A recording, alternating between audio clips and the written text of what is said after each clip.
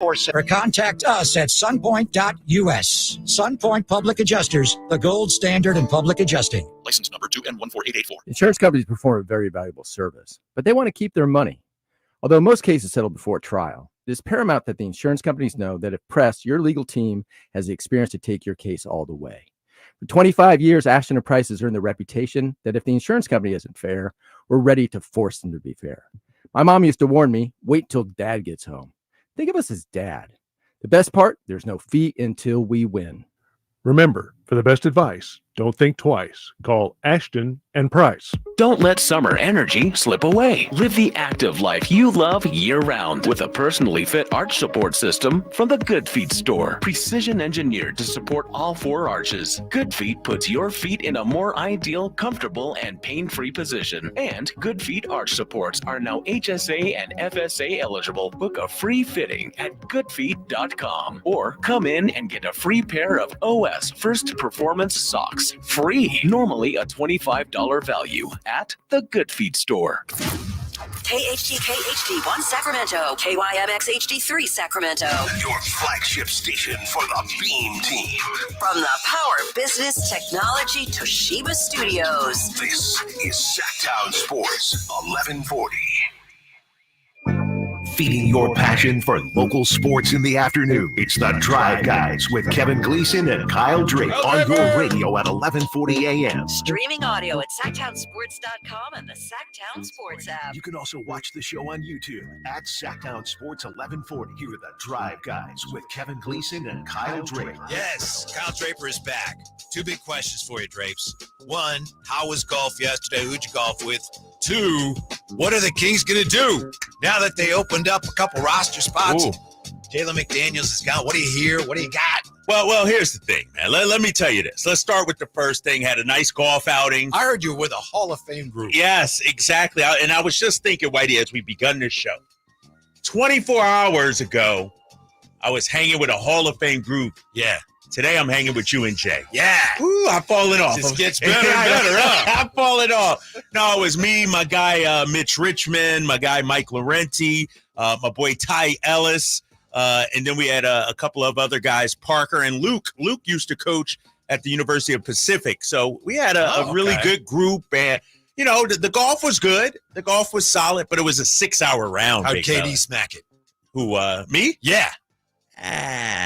I did good. I actually, you know, my first drive, I piped it almost towards the green. It was a short par 4, about 330. I hit it about 250, 260. Nice. You know, right by the. You said almost towards the green?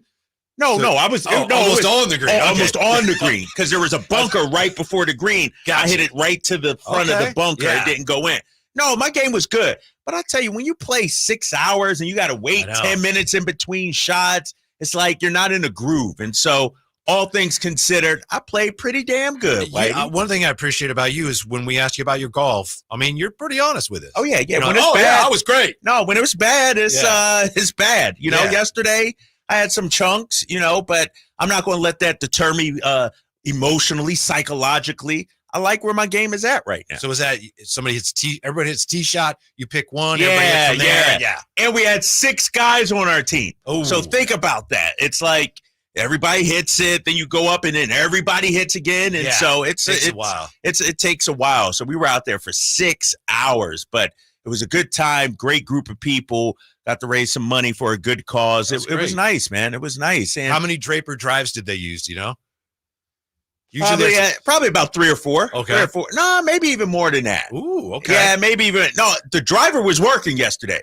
It was the irons that was. So the driver and the putter, I was on point. There you go. And even around the green chipping, my game is in a good spot, Whitey. I feel good about it. Not a lot of problems left there if you're chipping well and putting well, driving the ball well. You still got the irons. The irons are what killed me yesterday, but. No, I had a good day, man. It was a nice day, and as a matter of fact, I'm ready to get out playing again, not in that kind of format, to see if my game is still intact, if you will. It's hard mentally, that kind of format, because there's just not as much at stake for you. No, it really is. Right? Yeah. You're not dialed in, and then you're about to play a ball. You got 5 other guys standing right around. It's just different, but. It was great, man. Great Good. weather out at Granite Bay. Shout out to them. It was a great day, man. How Dave hit him? Do you know? Did you see him? Nah, I didn't see. Okay. Does Dave actually play? Well, Or is he like comic relief on the course? You know what I mean? Sure. I can talk to you about girth. I didn't even see. I saw Dave at the beginning and didn't see him the rest of the day. All right. It was packed out there, but we had some big time celebrities out there, man. We had Cedric the Entertainer. We had our boy Ronnie Lott, a friend of show, Ronnie. I didn't get a chance to talk to him, but we had John Taylor, Jerome Bettis. Like there were a lot of big names out there. Nice track out there too. Nice obviously. track. Yeah. Our boy Alex English, friend of show as well. You And played so, with him last year. I played with him last I year. remember Exactly. that. Yeah. So it was a good time, man. Good time. Yeah. Now for your second question, Yes. who are we going to get? I saw Chris Watkins had his little list of guys that the Kings might be interested in. None of those really moved the needle for me. Jay Crowder is my guy. I like Jay Crowder. But I question whether the fit. He's a big personality. He's a dog. He comes in, and not necessarily he's barking at everybody, but he's a guy that holds people accountable. Maybe that's what this team needs, but I wonder if that's the direction they would go. Somebody like that. Mm-hmm. Do you know whether Robert Covington is still maybe a possibility? Yeah, I think he is, but man, you got to dust him off a little bit. I mean, he got a lot of miles on those bones. You got to take him in for a tune-up. Yeah. And so I will say, we didn't get to see Jalen McDaniels much, but if they bring in a Crowder, a Covington, those guys have specific skill sets that can help the Sacramento Kings. I wasn't sure what's McDaniels' specific skill set. Right. He's long, we know that, but is he a great defender? I don't know. Can he shoot? We haven't seen it. And so I think they may be looking for a specific skill set to bring in, maybe not a catch-all, a guy that can do everything. Did you see what your guy Hollinger said about the Kings today? Oh, shoot. He said Trey Lyles, Alex Lynn, and Orlando Washington are what pass for depth at the 4 and 5. Who's Orlando Washington? Yeah, it's a flight, right? Orlando to Washington. I was like, hold on now. Orlando. All right, I'm like, okay, where's he going? And then you said Orlando. Did he really say Orlando, Washington? Yes. You know what? Here's the thing. Here's the thing about it, people. And I appreciate everybody listening. If he said Orlando bound, or if he said Orlando, like something Orlando Richardson, let's say, something kind of close where maybe you're typing it in. That's what I mean, typing it in. But he's not even close here. He's not even close. Orlando Washington? You can't get that autocorrect from O-Rob. Like, you can't get that. So I don't understand it. Yeah, man. So, no, I'm feeling good. Though, Good, man. good. Feeling good. A lot of fans are going to fan. And so yesterday there was some excited speculation about, does that mean Cam Johnson's coming here? I saw some on Twitter. The Kings are in position to get Zach LaVine or Brandon Ingram. It's like, that ain't what's going on. That's not happening. It doesn't make sense. I mean, what are you giving up, first of all? Second of all, you already offensively should be A-OK good to go. Like, when you talk about the starting five, if you throw Kevin Huerter in there or even with Keon, offensively, you shouldn't have a problem. Like, are we trying to – this is not NBA 2K, Kings fans. This is not, buying $100,000 worth of VCs and picking up somebody. No, you actually, got to build a complete roster. And so I think whatever move they make, Whitey, is probably for a 3-and-D guy. Mm-hmm. I think they brought in Jalen McDaniels, gave him a little trial to see if he could be that guy.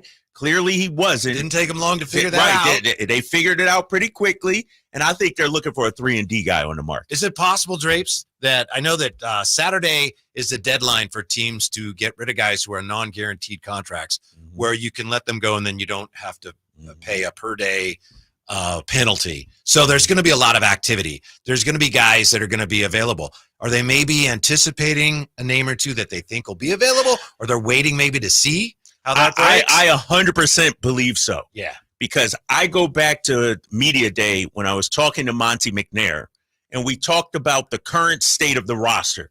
This was on the record. This was during my NBC sports interview with him.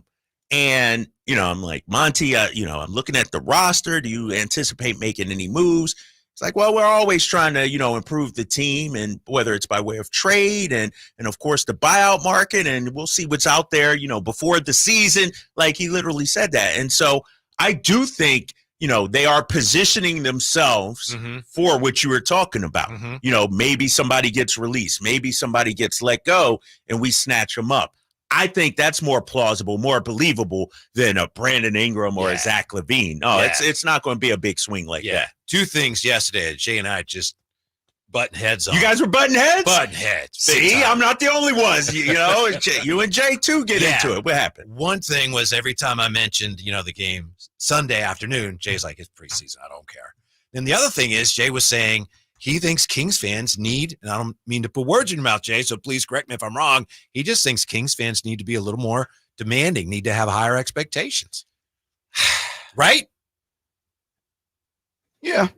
No, I'm hold up, Jay. Hold up. I said it in a different way, but Please say it. No, properly. you're fine. Are we saying that in response to the reaction from the 3 preseason games? Or are we saying just in general, Jay? Two separate things. Entities, Let me start with the first one, because I agree with Jay. Preseason, I'm not going to overreact. I hear people, the 3-point defense, the 3-point shooting, we're 0-3 and all that.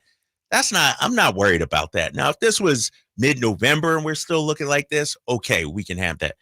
To the second point, I do think, and I agree with Jay, like, as fans, as broadcasts, as people inside the organization, we got to have expectations for this team.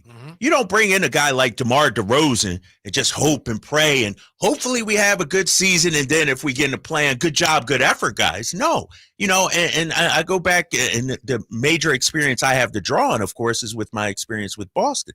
And when I look at the culture from the organization, and this is what I think Mike Brown, Monty, and everybody's doing now, it was always in pursuit of Banner 18. Every year, it was always in pursuit of championships. So we, as fans, media, the organization, that should be our goal too. We should be thinking in pursuit of championships. Anything less, we got to retool. We got to, put in more work. Now, for me, we could talk about this season, Whitey. A plan ain't going to get it done. No. It ain't going to get it done. You're too good of a team. You got 3 potential all-stars. That'd be going backwards. I need to see growth from this team. And so one of the things I want to see, and I'll keep it real with you guys, I need a better home court presence. Yes. The fans deserve a better home court record. Not that the guys aren't going out there and trying. We know that. But I need the sense of urgency from them. It's preseason. I heard the comments from Malik Monk yesterday. And you know what? I get it. Malik's playing it cool. But come October 24th in those next 82 games, we got to be locked in. We got to be – it can't be just one of 82, because we know, Whitey and Jay, the West is going to be too close. 1 game, 2 games could be the difference between home court and playing or whatever it may be. That's, to me, that underscores again how important this season is, because yes, the Kings 2 years ago had the magical season. Last year took a little bit of a step back, but fans are all in because it looks like it's headed in the right direction. Yeah. But it's got to continue headed in that direction, or fans are going to start to say, I'm out. Right. Do you think they would, though? Well, they would over a longer period, because, for many of those years of the 17-year playoff drought, for a lot of fans, there's always diehard fans that are always there. But for a lot of fans, it's like, I just don't care about it right now.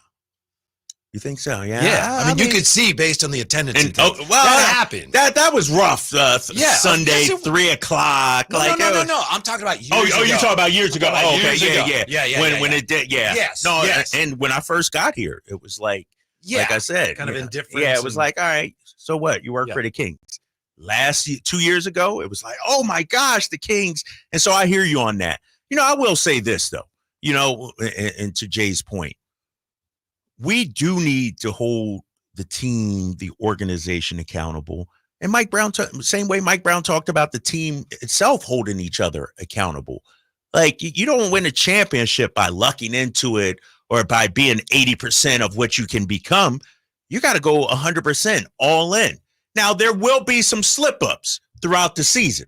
There will be the occasional loss that we're like, dude, what are we doing? My thing is, don't let it become a habit. I thought last year we let far too many games slip away that we should have won. Remember, we had the stretch with Phoenix and Milwaukee, and it was like, oh, my gosh, we build these leads and we don't. And then we lose to teams like Charlotte and Washington. It's like Indiana without all their – what are we doing here? And I just think – and this is what I want to see this season, because I remember the Celtics last year lost to Charlotte, but they righted the ship quickly.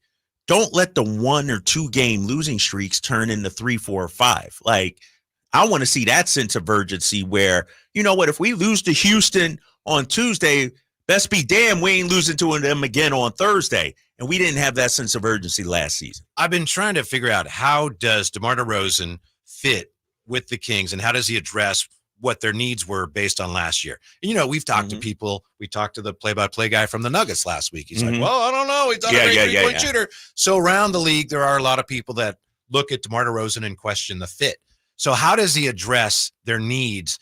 What we found last year, discovered, wow, they really have an issue there. I think it's what you just said, part of it. There's a lot of aspects to it, but end of game, missing free throws. One of the reasons they could win those games, they couldn't get to the line. When they did, they missed the free throws. DeMar DeRozan is not going to do that. Yeah, you're right. He's not going to miss those free throws. And I think, I look at a guy like DeMar DeRozan, 16th year in the league. We're not going to see the best of him in the preseason. Like, to me, DeMar DeRozan, and to your point, Whitey, he's going to pay off in the fourth. It's not going to be in the first quarter or anything like that. To me, when the game is on the line, we have another option that could hit big shots. You remember, it was it last season or 2 seasons ago? He hit back-to-back game winners at the buzzer. This dude is clutch. And now those close games, and I'd have to look up the numbers, but 2 years ago, we were one of the best clutch teams in the league. Last year, not so much. You had a guy like DeRozan, to your point. And how about this, Whitey, with the free throws? When teams are making a run, those free throws can be run stoppers, too. Yeah, absolutely. You know what I mean? Yeah.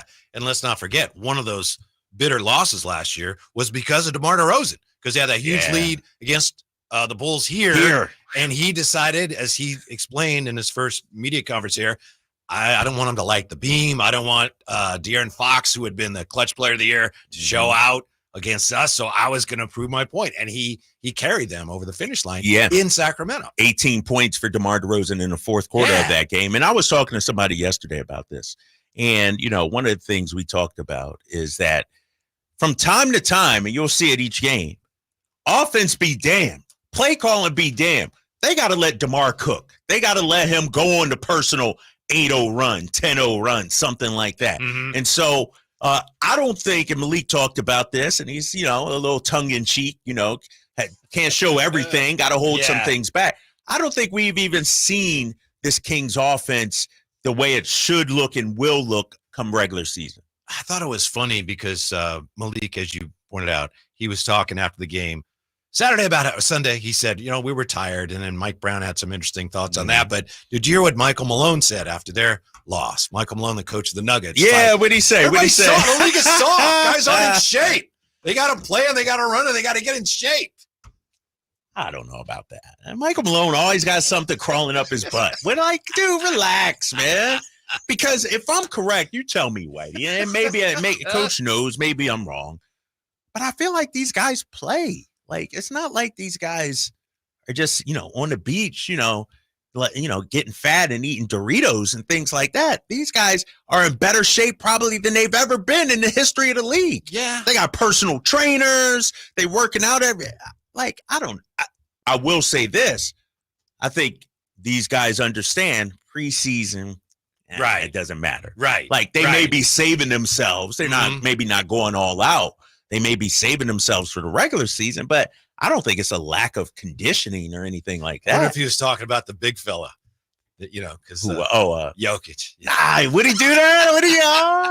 Would he do that? But think about it. If you're Jokic, are you really? Why would you? Are you really going balls to the wall in preseason? Come on, coach, lighten up, And so I think he's fine. All right, so we got the Kings and the Jazz. We take you up to that at 4:30. We got game night with Scott Marsh and the High Flyer. Okay. So more on the Kings coming up, but Drapes, Jay, dear listener, what'd you think of the big news today? Devontae Adams traded to the Jets, saving their season after that bitter loss last night. Saving the season. I will say this, though. I will say this, fellas.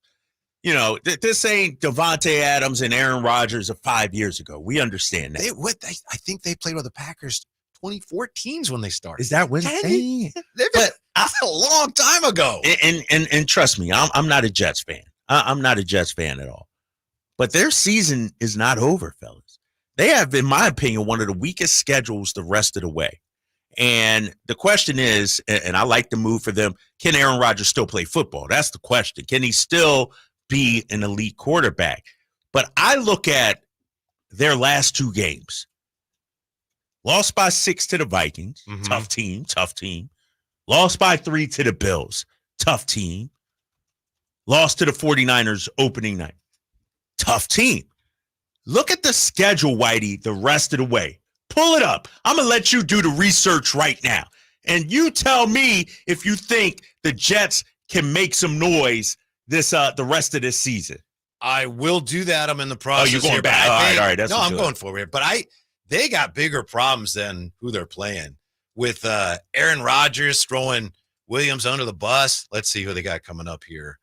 That's right. You do that for me, big fella. Yeah. All right. So coming up, they got the Houston. No, let's see. Where are we?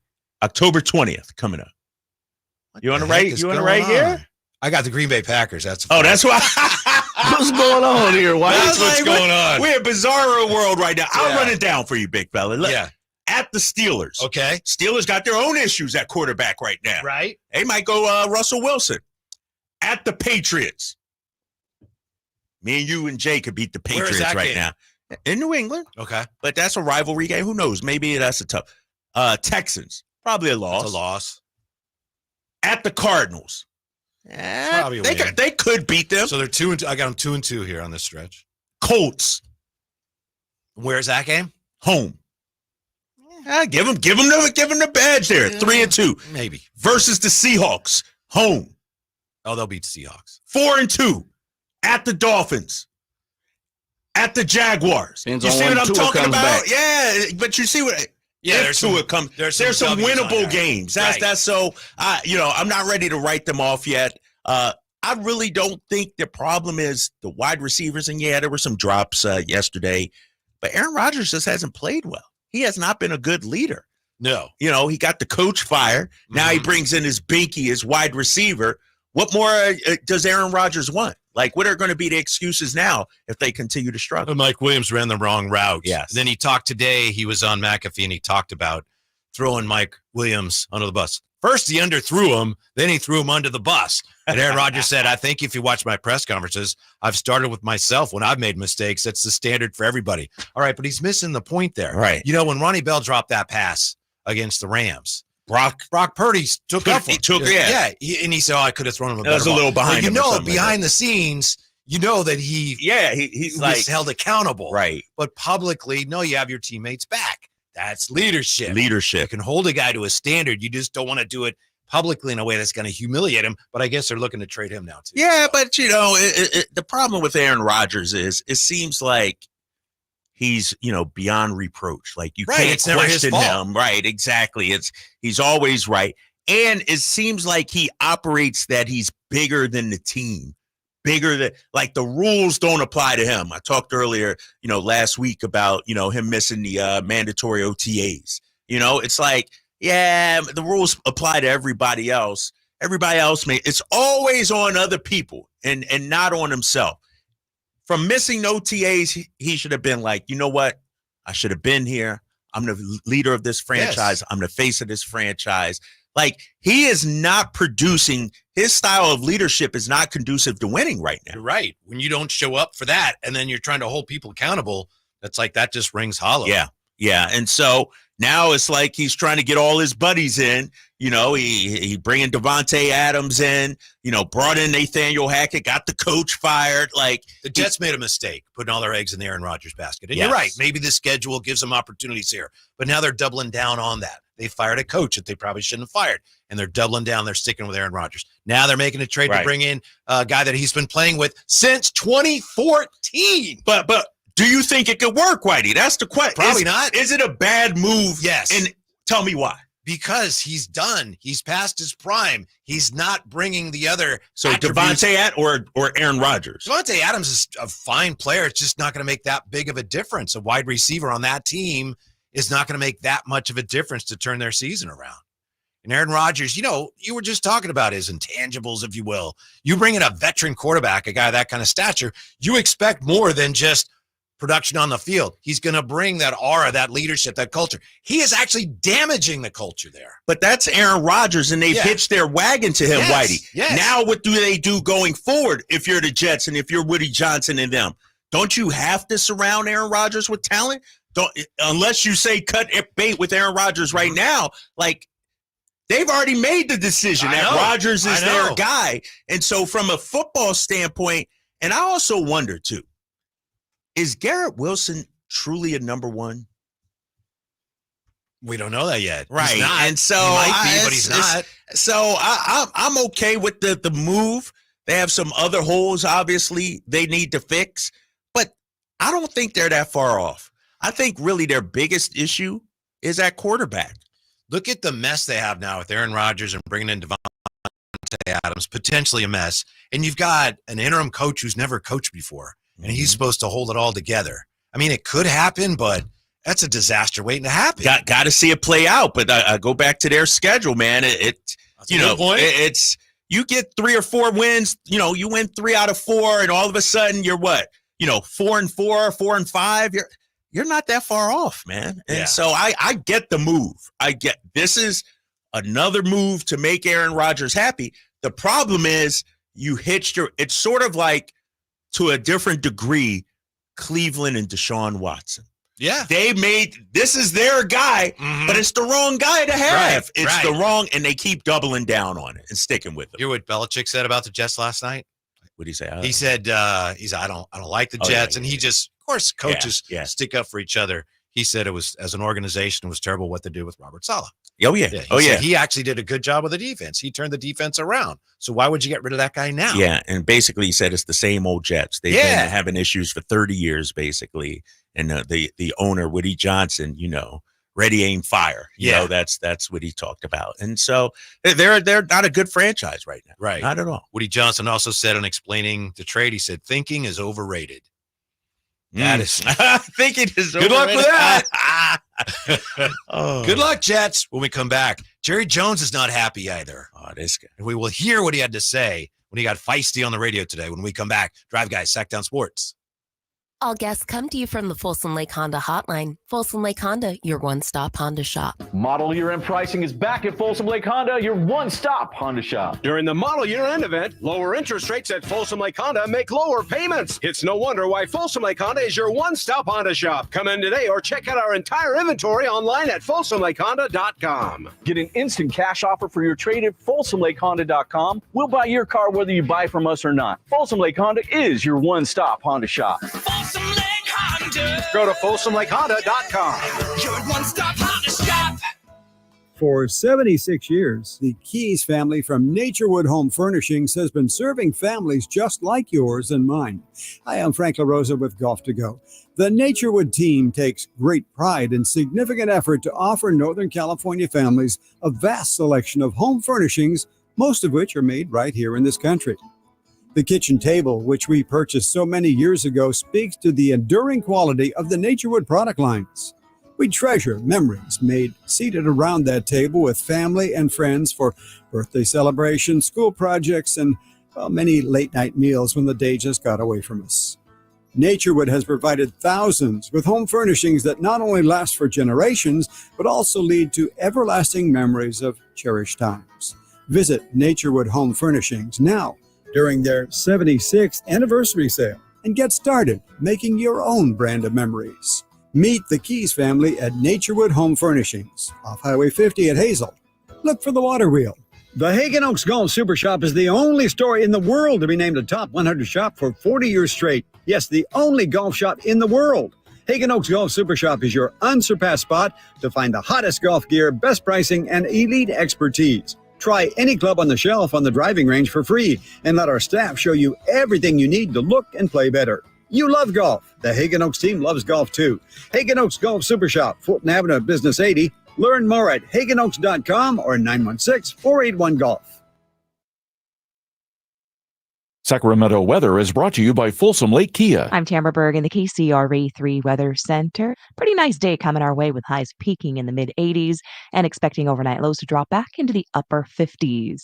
You can get the latest forecast on the KCRA 3 News and the KCRA 3 app. DC here for Folsom Lake Kia, where they make car shopping easy with a huge selection of new Kia models, low payments, and zero down deals with approved credit. Folsom Lake Kia, your trusted dealer in Folsom for over 25 years. FolsomLakeKia.com. Hello, Sacramento. I'm Emran Pilati, owner of True Sports Cards and Collectible Store here in Rockland, California, and the host of the True Sports Cards Show that airs right here on Sacktown Sports 1140 every Saturday from 10 to 11 a.m., where we discuss the latest trends, hottest products, and deliver exclusive interviews with other industry leaders. And don't forget to visit our shop, True Sports Cards, at 6661 Stanford Ranch Road in Rockland and see what we have for all your sports card and memorabilia needs. Carmichael Dave here from my good friends at American Energy. Cool weather, if not cold weather, is in our future. You know that. It'll eventually get there, and American Energy wants to make sure your system is operating safely and properly. So now is the time to take advantage of the $49 fall tune-up inspection. That's regularly $119, but includes a full safety and duct inspection. And if your system's over 10 years old, it's free. The tune-up is on American Energy. Give them a call right now. They're offering $50 off your first recommended repair, or if you need a new furnace, that's half off the price of a new unit. American Energy been serving the greater Sacramento area since 1981. A+ with the Better Business Bureau. You can check them out at theaeway.com for an instant quote. That's theaeway.com. Tell them Carmichael Dave sent you. Call 916-520-9990 now. I'm Brian Tedesco, CEO of Blaupunk Americas, the pioneers of the car stereo. Today, we're not just about sound systems. We are revolutionizing the e-bike scene with Blue Dot Bike. Thanks to AmericanEagle.com, our online presence now features a dynamic e-commerce website that showcases the quality and affordability of our foldable e-bikes. And our collegiate e-bikes, just perfect for the college fanatic. These e-bikes offer a new way to experience freedom on two wheels, no matter your age. When we needed a top-notch website to match our cutting-edge e-bikes, we turned to AmericanEagle.com. They made the impossible seem easy, tackling digital challenges like pros. Check out the Blue Dot Bike website to see AmericanEagle.com's amazing work in action. Need the best in website and digital marketing solutions? AmericanEagle.com is your go-to. They've been a game changer for us, and they can be for you too. Visit AmericanEagle.com or call 877-WEB-NOW-1. That's 877-WEB-NOW-1. Shop Big O Tires now through November 3rd and fall into savings with up to $120 instant savings on 4 select in-stock tires with installation purchase. Big O Tires, the team you trust. Installation required. Disposal fees extra. Not valid with other offers. See Big O dealer for details. Want the best movie experience in town? Join Sacktown Sports IMAX Pass by visiting SacktownSports.com. Sign up today. You can win tickets to see this week's films at the Esquire IMAX Theater.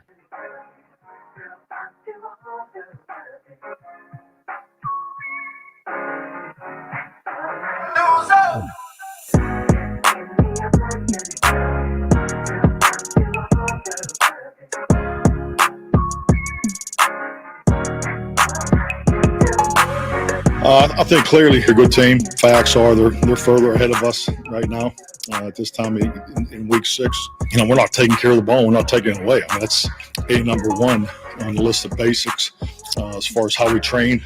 We got to start there. I didn't do a very good job today as far as some of the answers that our guys needed.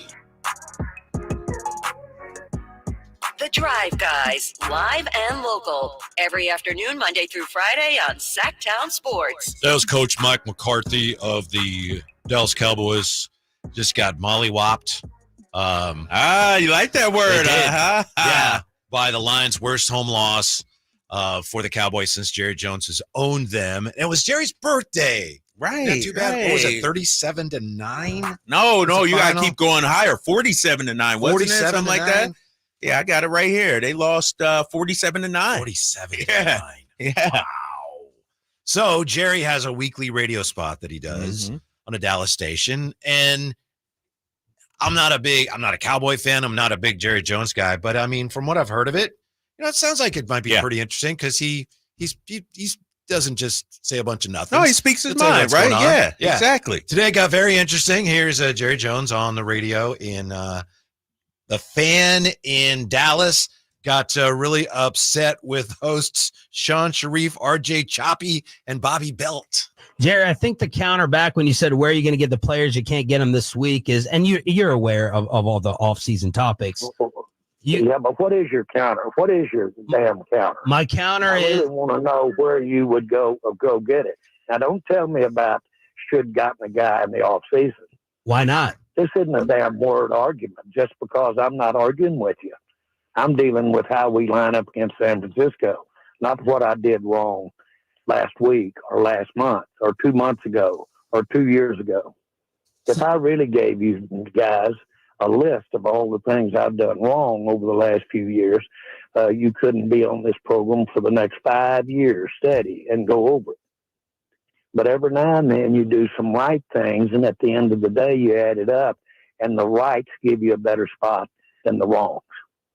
But if you think of any minute right now, there'll be one Super Bowl champion. What do the others do wrong? There's one Super Bowl champion, and we want to be that champion. And I'm sure not throwing the towel in today because of what happened out there Sunday. But I'm not going to sit here and waste a lot of energy, a lot of time. Let's talk about what I should have done back in 1907 or 2017. Shit, Ben. Come on. I've got more time than that, and I actually don't even have time on this great show for looking back at decisions.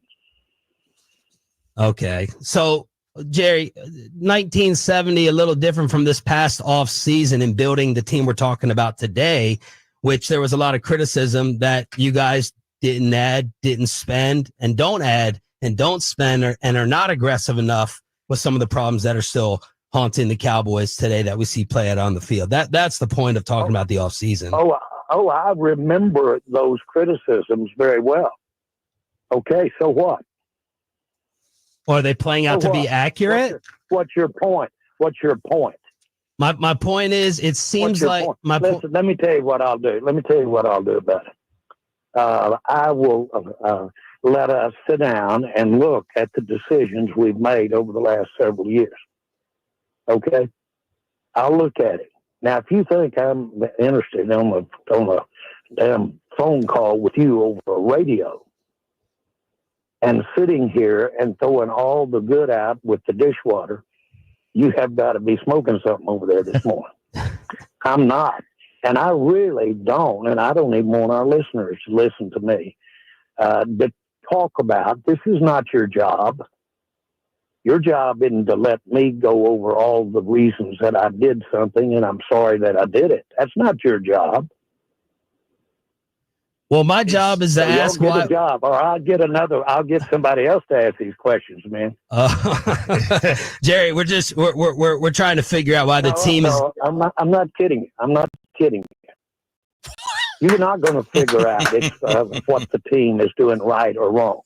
If you are, or any 5 or 10 like you, you need to come to this meeting I'm going to today. There are 32 teams here. You're geniuses. Jerry Jones, little defensive today. His team was half as defensive as he was today. Right. They might have won the game or something. Yeah, I'm not kidding. I'll get someone else to ask these questions. And I believe he actually would too. Oh yeah, I believe he would. And maybe in the next 4 or 5 days we'll see some changes made at that station. It's ridiculous, man. This guy gets worse and worse. And when you look at Jerry Jones, the way he started, 1-15 his first season as an owner, they were struggling. Then Troy Aikman, they took off, won 3 Super Bowls, I think it was, in 4 years. But he's regressed in terms of an owner. It's not like he's learning on the job, getting better. It's like he's, we look at our guy Vivek. you rarely see Vivek nowadays, in terms of interviews and things like that, because he lets the basketball people do what they do. Jerry Jones, man, he doubles down on everything and makes it worse. Well, he got rid of a pretty good coach. Because the coach was getting too much credit. Yeah, getting too much credit back then. It's always about Jerry. I mean, this guy goes on does post-game press conferences, weekly radio shows, and they didn't improve the roster. And it's a joke of a franchise right now, man. And I look at him as maybe one of the worst owners in all of sports right now. Remember he had that comment about CeeDee Lamb earlier during the holdout? Yeah. Remember Jamie Foxx's live video that he did that, Jerry Jones remarked about somebody's man region, if you will. This guy is just, he's the most powerful owner in the NFL. Yes. And I think the other owners are scared of him. I think Roger Goodell is scared of him, but somebody got to do something about this guy. Well, he makes a lot of money. He's done a great, as far as that aspect of being an owner, he's made a tremendous amount of money for himself, for his franchise, for the league. He's always wanted to be kind of like Al Davis, but Al Davis's football knowledge dwarfed Jerry Jones's, and he is becoming unfortunately, like Al was towards the end, where he was a little out of touch. And Jerry right now doesn't seem to have a handle on what his football team needs, and he's too stubborn to realize, I need someone who knows what they're doing to help me with this. Right. That's tough to admit. For him, it's impossible to admit. So then you end up with this, where he's bristling at these suggestions that, you guys didn't do enough this offseason. Well, what do you know? I'll find somebody else. Right. I ask the questions. I mean, here's the thing. Jerry Jones is 82, just turned 82 years old a couple days ago. You would think at this age, he'd have his feet up, being able to ride into the sunset, enjoy life. Instead, he's picking fights with radio personalities. Yahoos, he called them. Yeah, yahoos. Yahoos, he called them. Yeah. It doesn't make sense, man. Jerry, go spend your money, man. Go travel the world. Go to, I know the Cowboys are your baby, but you are hurting the franchise. Him, Woody Johnson, probably the two worst owners in football right now. You know what's going to happen at some point here? They're going to fire McCarthy. Right now, it's not his fault. There's nothing. Now, you could look at some of their recent postseason shortcomings and say a better coach, maybe they won those games. Maybe. Right now, it's there's nothing Mike McCarthy can do to fix this team right now. Yeah. He'll probably get the blame for it, but it's not his fault. Yeah. But here's the thing. He's going to fire Mike McCarthy. Well, what head coach with a spine is going to take that job? People talk Bill Belichick. You think Bill Belichick wants to deal with Jerry Jones? No. The owner? Not unless he got full guarantees that he'd run this and this, and Jerry would never give him. And he would never give him. And so you're going to get another yes man, like Jason Garrett, like Mike McCarthy, guys that are just there, but Jerry's running the show. You won't get anybody with any kind of backbone in that position. Right. That's the problem. Right. Yeah. That said, they're 3-3, right? Yeah, but Whitey, I just did the math. All three losses have come at home. 119-53, they've been outscored. They've been outscored close to 40-18 at home. This Cowboy, this is AT&T Stadium, one of the best tailgating venues in the league. But once they get inside, it's been a house of horrors. Yes, it's and they've been getting destroyed in the first quarter. Yes, they've been getting buried. Where it's over early. Yes, yes. All right, when we come back, of course, we got Craig Bolerjack coming up top of the hour. Okay. When we come back, should the 49ers be favored this week? Come on. Huh? Because they are next on Sacktown Sports. It's homecoming for Sacramento State football this Saturday, 6 p.m. versus Weber State. Stay for the post-game fireworks. Get your tickets at hornetsports.com. Did you know your skin is the largest organ of your body? Huh? That's why you should shower with Old Spice Super Hydration Body Wash instead of plain old bar soap. Love your skin by super hydrating it with vitamin B3 and glorious notes of vanilla and shea. Did you know that my super hydrated skin is the second largest organ of my body? The first is my heart. Old Spice. Men have skin too. Old Spice Super Hydration Body Wash. 24/7 renewing moisture. With daily use. Everywhere you look, things are getting more expensive. So at Consumer Cellular, we're lowering the price for those 50 and up. Now you can get unlimited talk, text, and data for $30 a line when you buy 2. That's just $60 a month for 2 unlimited lines. So if you're 50 and up, make the switch and save. Come on, you've earned this. Call 1-888-FREEDOM or visit consumercellular.com today. Requires 2 lines of service, age validation, and credit approval, subject to system and area limits, taxes, and other fees apply. Rita, hot head, let's bring the nail gun over here. Jose stands tall atop his sustainable flooring company. Totally. It's renewable and moisture resistant, but we have several green options too. Or we got some beautiful reclaimed oak. But floored by his success, he needs to hire more installers. I need Indeed. Indeed you do. Put our matching platform to work so you can spend less time searching and more time connecting with talented candidates. Visit Indeed.com/credit and get $75 towards your first sponsored job. Terms and conditions apply. Meet Cheryl. Hey. She's on vacation and lost in the moment. Unfortunately, so is her Chase debit card. It's gotta be somewhere. Maybe she lost it at salsa night. These skirts should have pockets. Or maybe she lost it at Pilates. 3 and 2 and. But she's not worried. With the Chase mobile app, she can lock her card till it turns up. Tools that help protect. One bank that puts you in control. Visit chase.com/checking. Chase, make more of what's yours. Chase mobile app is available for select mobile devices. Message and data rates may apply. JP Morgan Chase Bank and a member FDIC. Disturbed. Live. Oh, get up, come on, get down with the 25th anniversary of the 5-time platinum album, The Sickness. 2 sets, 1 show, The Sickness in its entirety, and greatest hits with special guests, Daughtry, and nothing more. Friday, May 9th, Golden One Center. Tickets on sale Friday at 10 a.m. at Ticketmaster.com. Disturbed. Live. DC here for Folsom Lake Kia, where they make car shopping easy with a huge selection of new Kia models, low payments, and 0 down deals with approved credit. Folsom Lake Kia, your trusted dealer in Folsom for over 25 years. FolsomLakeKia.com. Don't miss the action as the Kings tip off their 40th season in Sacramento. Be there for opening night at Golden One Center on Thursday, October 24th, when the Kings take on the Minnesota Timberwolves at 7 p.m. Tickets for all games are on sale now, so be sure to get yours to see De'Aaron Fox, Domantas Sabonis, new addition DeMar DeRozan, and all of your Sacramento Kings take the court. Head to kings.com/tickets to secure your seat for the action.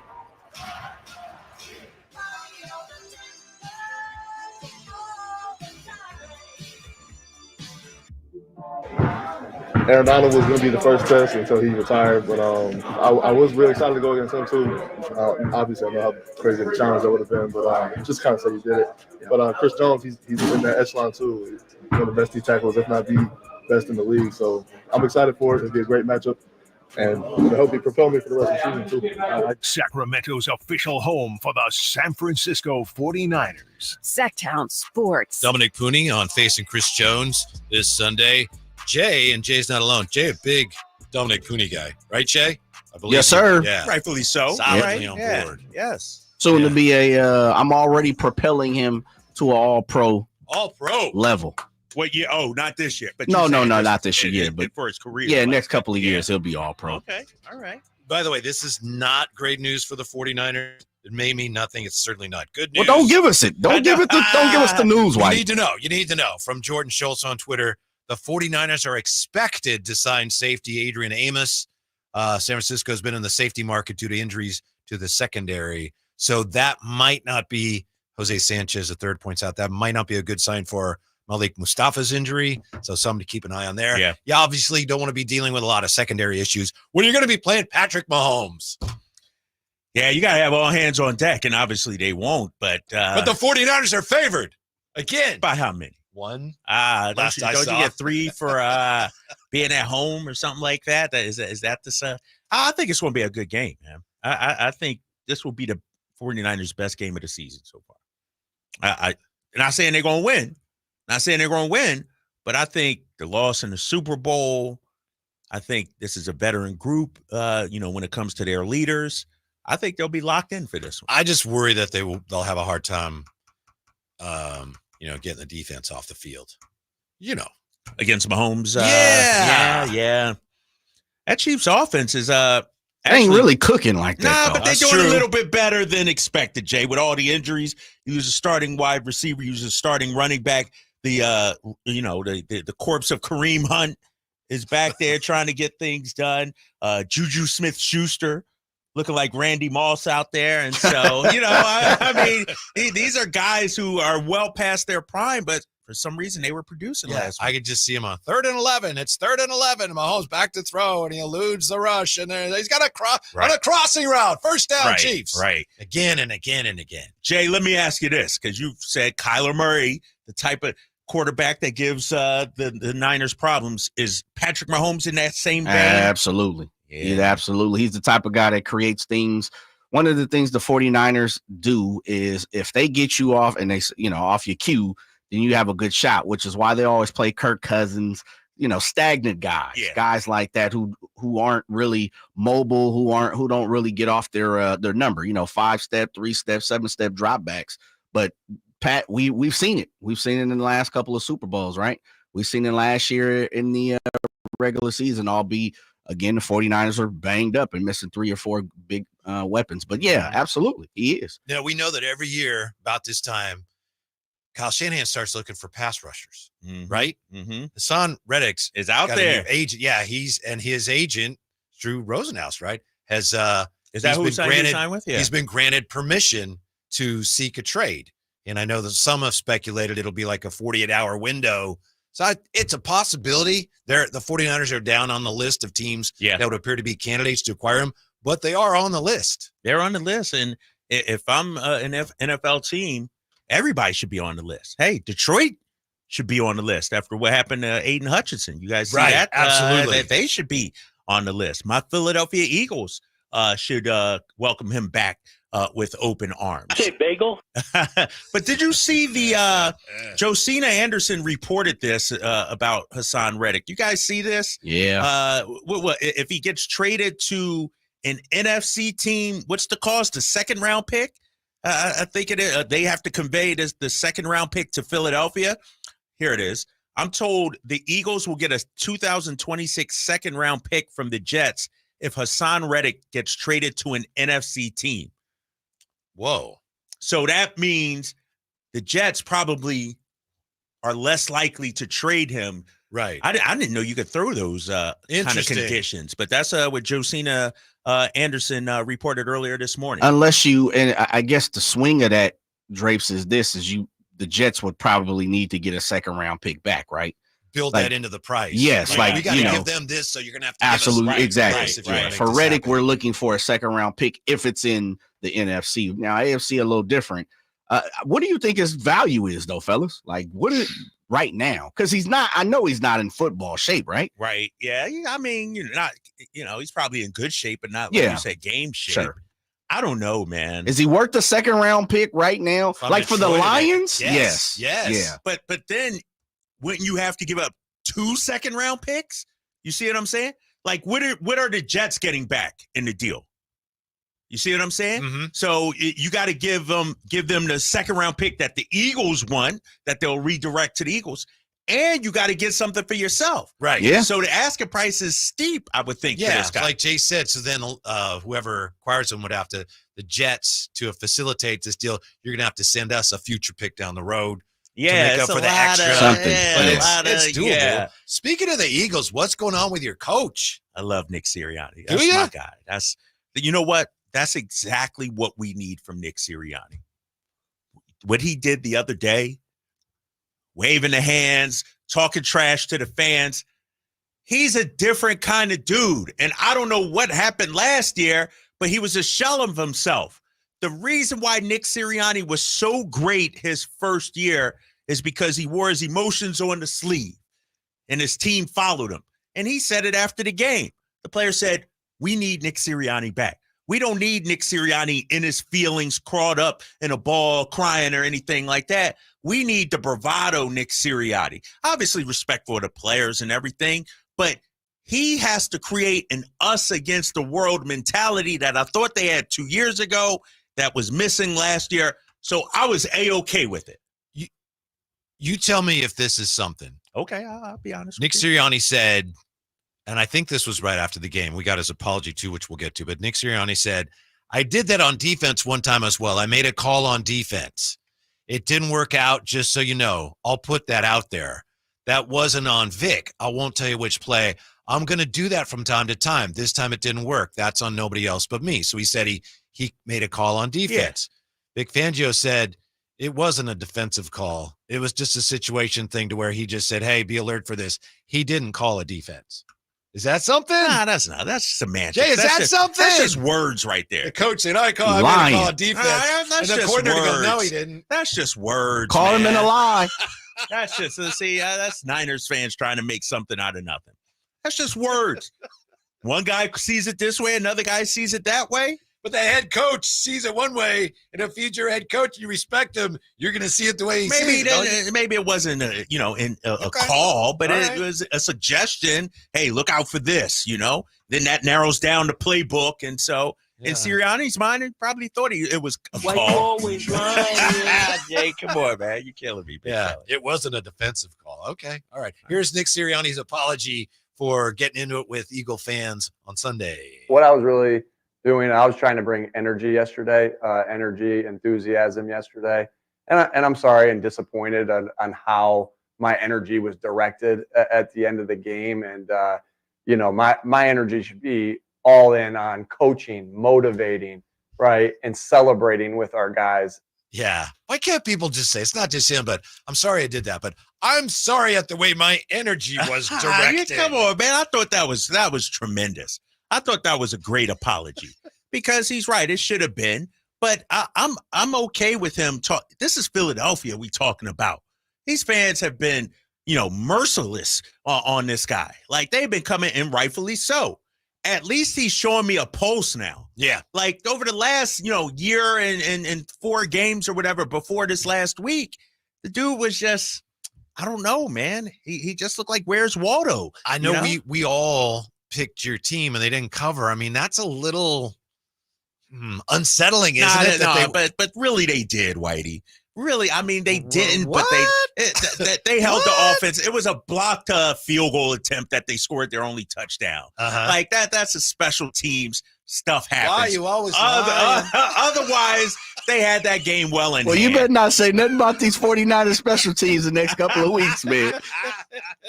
I'm just saying, apologetic for your own special teams. Don't just look at the score, fellas. Look at the game. Like the Eagles had that game. They pretty much were in control. You give up a blocked field goal for a touchdown right before the half. It makes it look closer than what it was. Does this concern you at all? If the playoffs started right now, which they don't, but if they did, the 49ers would be a 4 seed.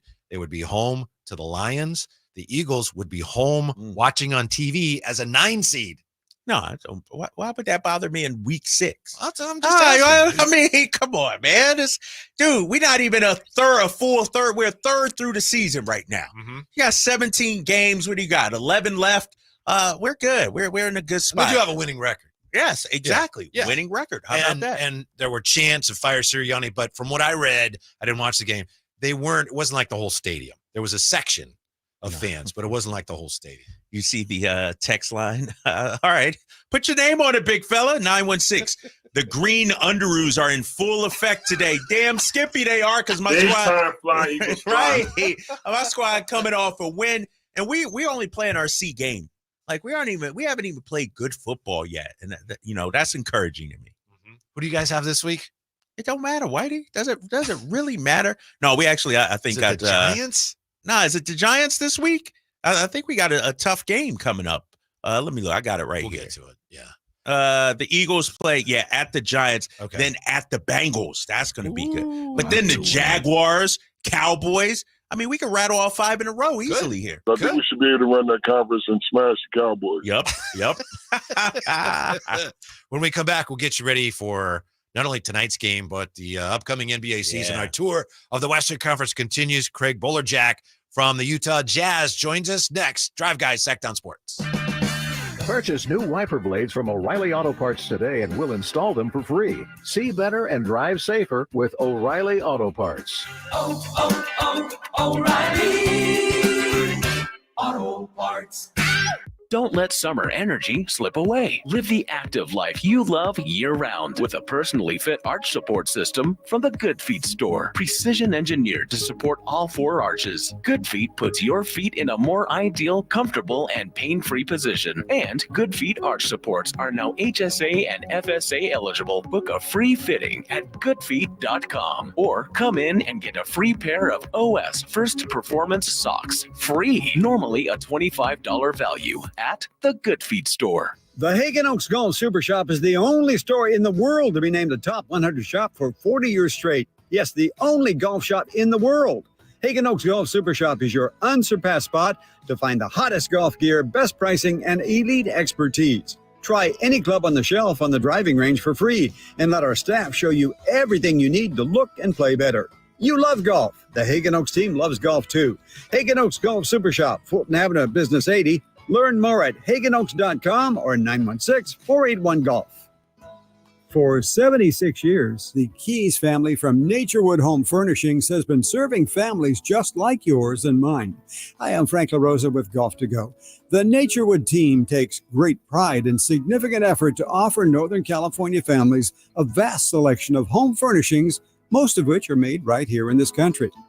The kitchen table, which we purchased so many years ago, speaks to the enduring quality of the Naturewood product lines.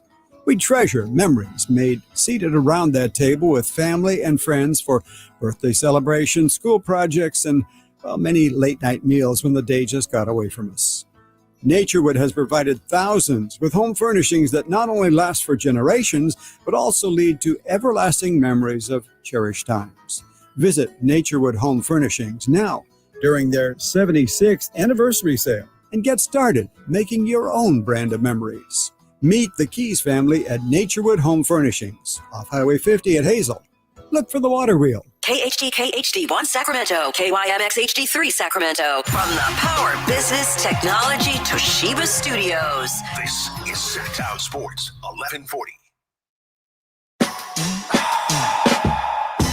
Must have spent 45,000 up in Tiffany's. Oh, no. Got a bad kids running around my whole crib. Live and local, it's the Drive Guys. Watch the show on youtube.com/Sacktown Sports 1140. Or listen on the Sacktown Sports app. We got Craig Bolerjack from the Jazz coming up. Before we get to that, the great Herm Edwards said it first, and we've said it many times since. Put your name on it. You're going to text somebody here, contribute in the chatto with some comment, maybe directed to someone, some little pointed comment. Put your name on it. And Dino did, Drapes. Dino's the one that said green underoos in full effect today. You said, put your name on it. He said, this would be Dino. Cough. So there you go. All right. Glad he put his name him. on. And I will readily admit, yep, the underoos stay on, big fella. I don't even change them. I always got the green underoos on. Mm-hmm. They stay with me year round, the full NFL season. Well, so when you're wearing your Kings underoos, do you have them both on? Or? Ooh, that's a good question. That's a day-night, day wearing the green, nighttime for the game, Kings underwear. Underoos, excuse me. The Kings tonight taking on the Utah Jazz. And I think it was Drape's idea to take kind of a tour of all the teams in the Western Conference. See what the as we competition get ready looks for the like. season begins. And nice enough to join us, Utah Jazz TV play-by-play legend, Craig Bolerjack. How are you today, Craig? Hey, Kyle, Kevin, how are you guys? Good, I'm hanging in there, man. I'm hanging in there. Your team, the Jazz, it seems like they've been stockpiling young talent since they made the big trades for Gobert and Mitchell. How close do you think Danny and the Jazz are now to actually making a postseason run? I would say probably another draft class. And as Danny said last summer, they're going to go big game hunting. They actually need to land a trophy, right? I hate to play on words, but they did sign Marketing, which was a huge get. I didn't think the Jazz were going to go that way very early this summer, but again, to lean the other way because Marketing actually, guys, wants to be here. And I think that's a great compliment to the franchise, the city, that Marketing feels comfortable. He understands what the plan is, and it is youth. It is a mix of veterans, but mostly the youth of this franchise will play the majority of minutes this year. 3-1 in the preseason. You don't count that for anything, but there's been little glimpses along the way of a Cody Williams who started his first game in San Antonio last week and dropped 17 points. His brother Jalen, as you guys know, at Oklahoma City. Keontae George making strides in his second year, trying to understand how to be a point guard in this very competitive league. And then you got Walker Kessler, too, who's coming off a pretty rough year last year, had an early season injury, and he's in his third season. So, what Big T tells me, my analyst, Earl Bailey, says that third year is usually the telling sign of what you're going to be. Who are you? And I think the Jazz are taking a lot of notes, especially Danny and Justin Zanuck, the general manager. Hey, Craig, you talked about, a youth movement, but you still got some veterans on this roster. Jordan Clarkson, my guy John Collins. How do they fit in the plans, you think, going forward? Media day, and then you had content day, and I look, they both want to play. Let's be honest. I mean, they're vets and they're skilled. And JC really is kind of a Salt Lake legend, a Jazz legend in his 6 years that he's been here. You can't help but love the guy. And John Collins, I thought last year coming in from Atlanta, made the adjustments. I think he's much more comfortable in what Will Hardy's trying to do.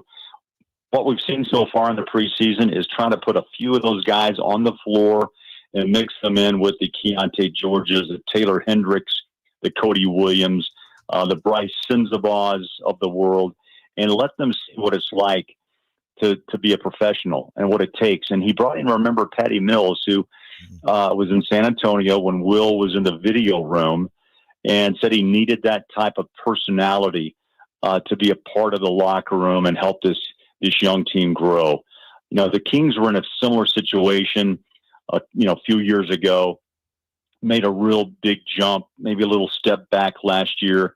You guys, I noticed, have been hit with some injuries here in the preseason, but, I think they're trying to do it right. Ryan Smith told us in Content Day that, look, they've decided it has to be homegrown talent with a few pieces, if they can, to put in place. And I think that's the plan is in place. Everyone was asking, what is the plan? And I'm glad they came forward and said, look, yeah, we're playing the young guys, a majority of the minutes, but we're going to help them out with the veterans to blend them. And so far, that's what they've done in the preseason. Now, how does that translate to the regular season? We'll find out next week against Memphis on the 23rd. Craig Bolerjack with us, Utah Jazz TV play-by-play guy. Do the Jazz have reason to expect a bounce back from Walker Kessler? Everyone's hoping so. Great guy, by the way. Maybe too nice. You know what I mean? I mean, he's just he loves to play. He's got incredible talent, rim protection. He's 321 block shots in his first 2 seasons in the NBA. He had 3 in San Antonio. He's rebounding the hell out of the ball in the preseason, which is a great sign. And you know what else? He's running the floor much better.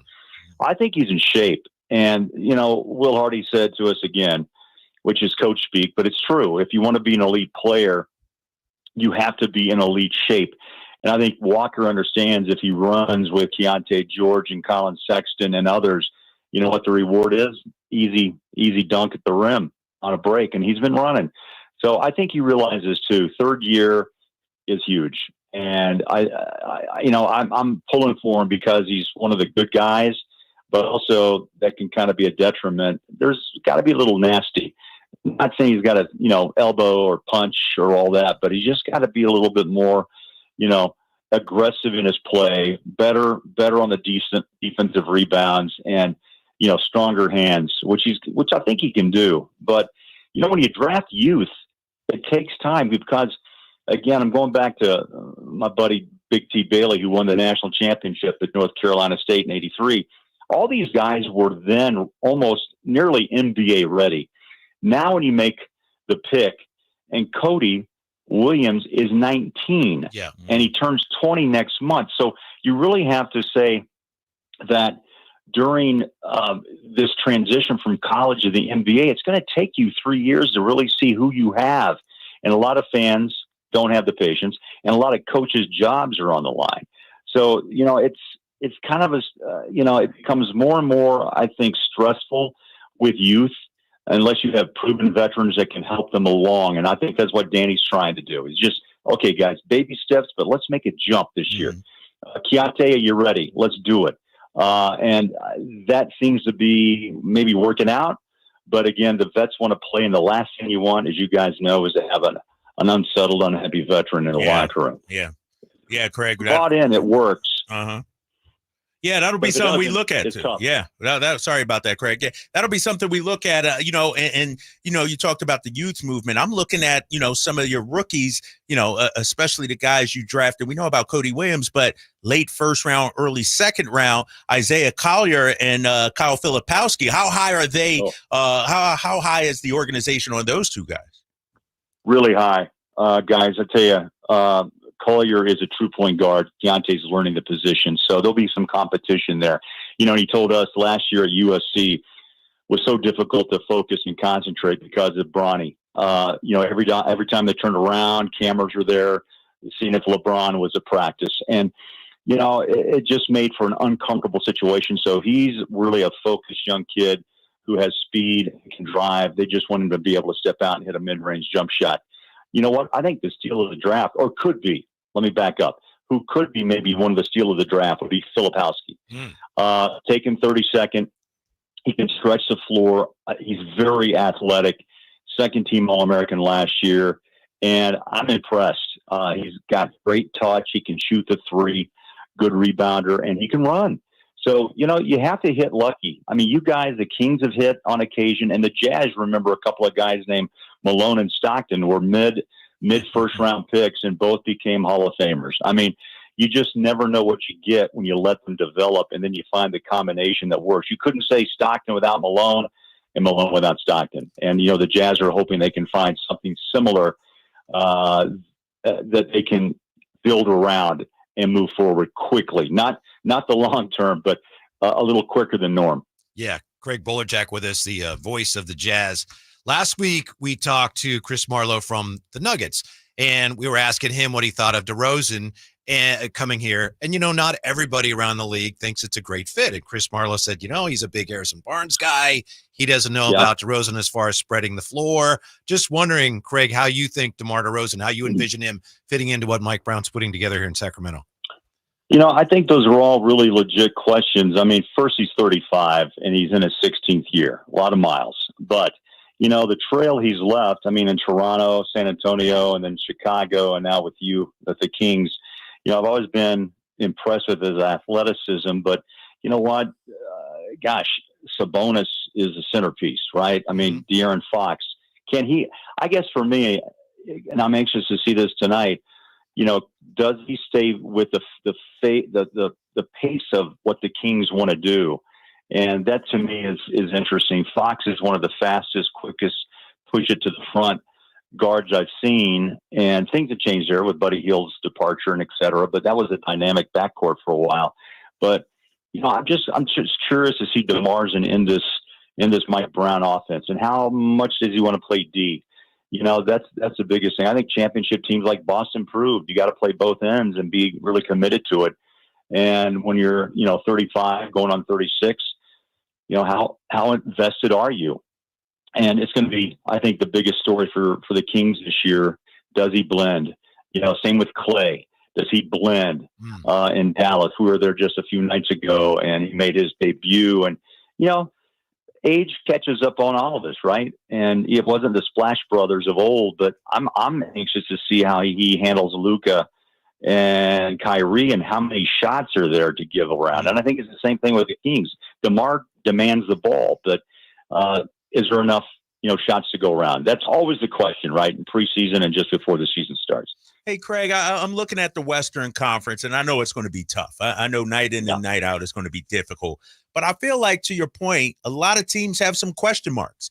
Minnesota, I don't know how the Julius Randle experiment is going to be. Clippers now without Paul George. I mean, we could go down the list. Dallas, you throw in a Klay Thompson. How do you view the Western Conference? Well, it's hellish. Can I say that? It's been that way for years. And, when Dame left Portland, it left a hole, and they're trying to recover and regroup. And then, of course, the Clippers, and Kawhi's health is a question. It's an aging conference with incredible superstars that have had a great 15-year run, And even Chris Paul, in San Antonio. I mean, it's amazing. And he's 40. I talked to him the other night. He goes, how long can you do this? He goes, I don't know, man. I'm just going to until I fall apart. I mean, I don't know if he's chasing Stockton's assist and steals record, but I think he's up to third now, but he'd have to play another 7 years at this pace to even touch it. But I think it's an aging Western Conference, but there are some young stars, on the scene, right? But I think it all comes down, guys, honestly, who can stay the healthiest? Can Kawhi play in LA? Is LeBron truly going to be able to coexist with JJ Redick as the head coach? And what does Bronny do to act the Lakers? And is there somebody in the locker room not happy about it? I'm with you on Clay and Dallas and Luka and Kyrie. Phoenix, the age of KD, and then you got Book, who's at the prime of his career. Is he getting a little salty because he wants to win and have a chance to grab a title? San Antonio's got Wemby, and they're young but still on the move. I mean, all these things we're talking about, man, makes it so much fun to watch night after night. And then, I saw a story yesterday. I don't know if you guys saw it, that some people are kind of down on Denver right now. I don't think Jamal is up to what he was. Right. And, and I tell you, the Joker, he plays a lot of minutes. I mean, he gets punished, and he delivers the punishment as well. But that will be something to watch too in Denver, to see the pace of that franchise and what they end up doing. I mean, they were terrific 2 years ago. Now we have to see if they can, build back and continue on. But man, it's competitive every night, as you guys know, and we'll see if the Kings and the Jazz can surprise some people. That's what I'm looking forward to. Yeah, Craig Bolerjack with us. Craig, you mentioned Stockton Malone, and it's funny because I remember John Stockton, I believe his final game was at the old Arco here in the playoffs. Yeah, and so, the Jazz have gone through a couple of iterations of good teams since then. The Kings went for a long time without having a good team, putting a good team on the floor. So there's a lot of similarities, market size. But I'm just wondering here, as Kings fans, we're so excited when the Kings finally broke that long playoff drought. How are Jazz fans doing? How patient are they still as they wait for the next run of this Jazz team to become a competitive team again? Kevin, that's a great question. I think it was 15 years the Kings were not in postseason play. I mean, only because I remember the Cowbells back in the day. Yeah. That was just insanity. And the Jazz, they've been spoiled. Sure. Let's be honest. And the Jazz are a great franchise with great history, but not the title. They've been there twice, and a guy named MJ knocked him out in 97 and 98 with Stockton and Malone and Hornacek and the great Jerry Sloan. But gosh, guys, I tell you, times have changed, as you both know. Patience are very thin. Win now is the mentality. I'm sure, Mike Brown feels the same thing. And, Will Hardy's in his third year as well, like Mike. And, they just picked up his 5th-year contract, which gives him some sense of comfort. But at the same time, fans get a little itchy. And I will say this, with hockey coming to the Salt Lake City area, the NHL, there's another big boy on the block, and owned by Ryan Smith and Ashley. And I just wonder, I'm talking out loud, this is nothing new. I've said this before, is, Sacramento and Salt Lake are similar, yes, in market size. And this is the first time, besides, BYU to the south or University of Utah football up on the hill, that they've actually had some major competition and some new eyes on a new sport in town. Now, they've had minor league hockey here, but this is the NHL. And there's incredible excitement for this. And I just wonder, again, where the eyeballs will end and what the ticket sales and sponsorship money will be. It's something that's new, never happened in Salt Lake. And it's going to be interesting to see how both coexist, right, with each other, and how financially sound both franchises will be. No, you're right. Craig Bolerjack joining us. Craig, you speak of patience from the fan base. What about patience from Danny Ainge? I was with him out there in Boston. He is usually not a patient guy. No. What do you think about, just the way he's navigating all this? That's another great question. Danny is a really hard guy to kind of break, right? I think the rest of the GMs think about that, around the league. He was a tough guy at BYU, obviously a great athlete, could have played Major League Baseball, Boston, won a championship as a player and then as an executive. I don't think he has a lot of patience. And, I don't think he likes negativity towards any of his teams that he's a part of. So, yeah, I think he's probably flipping through rosters and final cuts and also looking for a deal or maybe taking, a player away from a team that has cash flow problems or, salary structure problems. So, I mean, he's a nonstop guy, and his cohort, Justin Zanuck, is the same. So I really believe that front office is nonstop. And if there's something that can better this franchise, he'll pull the string on it. But he's also, I've watched him these last 2 years, he's not going to do something outrageous that doesn't build a franchise for long term. I think Ryan made that clear when he bought the franchise from the Millers was, look, I want an NBA title, but we have to sustain it. The window has to be open longer than 3 years, like a lot of teams. They just look for that one moment where they can step in and take advantage. And I think that the Jazz are becoming more open about that. It may take a little longer, but their hope is that this is a larger window that, like John and Carl gave the Jazz in the 90s. I mean, that was like a 10-year hold your breath decade for the Jazz Nation. For Jazz Nation, they usually won 36, 37, 38 home games in the Delta Center. And I think it's what Danny remembers, and that's what he's trying to bring back to Salt Lake. Craig Bolerjack, you've been far too generous with your time, especially on a game night. So we appreciate it, I'm Craig. hopping in the car and heading down to Delta Center right now. All right. We'll catch up with you soon. Thank you, Craig. Enjoy the game tonight. Yeah, anytime. Thanks, guys. All right, Craig. Thanks, man. There was a time when Stockton and Malone were hanging on, and the Kings, up-and-coming Kings, were trying to establish themselves. It was a real rivalry. Right? Yeah, those were, think about it, too. And Craig touched on it just briefly. You're talking two of the best home courts in the league at that time. Sacramento, sure, with C-Web and all, when they were coming up and everything. And then the Jazz, obviously, two of the greatest home court advantages in the league. And so that's a tough place to play, man. That crowd, they get into it. They're right on top of you. Altitude, too. Yeah, isn't little there? altitude. And remember, we went in there and handled our business in the opener last year. Oh, Harrison Barnes went off. HB, and remember that Malik Monk I dunk? do. Yeah. I remember the call as much as I remember the dunk. Good memories out there in Salt Lake City. Good memories. Yeah, because as he said, and as you know, Utah played the Bulls and lost in 97 for the championship. Happened again in 98. In 99, the Kings almost knocked Utah out of the first round. Yes. They lost in 5 games. Yes. Man, that Stockton-Malone combo. I mean, like Craig said, for a decade, they were dominating, man. Like, you could not stop it. Like, in terms of a 1-2, you couldn't stop it. And, John Stockton, when you look at his career numbers, those are numbers that will never be touched. Yeah. The steals number and the assist number, for that matter, never be touched. I think that was one of the coolest moments in the history of Arco, too. He played his last – it was a playoff game. I forget the exact year. He played his last game. The Kings knocked them out pretty easily. And so it was John Stockton's last game in the NBA, and fans at the arena recognized it. And they gave him a huge ovation. Classy fans. Yes. Classy fan base. Said, boo! Right? You're out there, boo! Right? In Philly, we throw batteries at him or something like that. But, yeah. I know we touched on it earlier, Drapes, but what are you hearing? What do you expect here for the Kings to do with their next move after clearing up? They got some cap space after letting Jalen McDaniels go, and they got 2 roster spots. It's going to be Isaac Jones promoted. They're going to bring up Drew Timme. They're looking on the free agent market. What's your best guess? Nah, I think it's a free agent market, probably. I don't think any of the young guys are ready. As much as we like Drew Timme, a friend of show, I don't think he's ready. I don't think they'll make any big splashes. Think about it like this.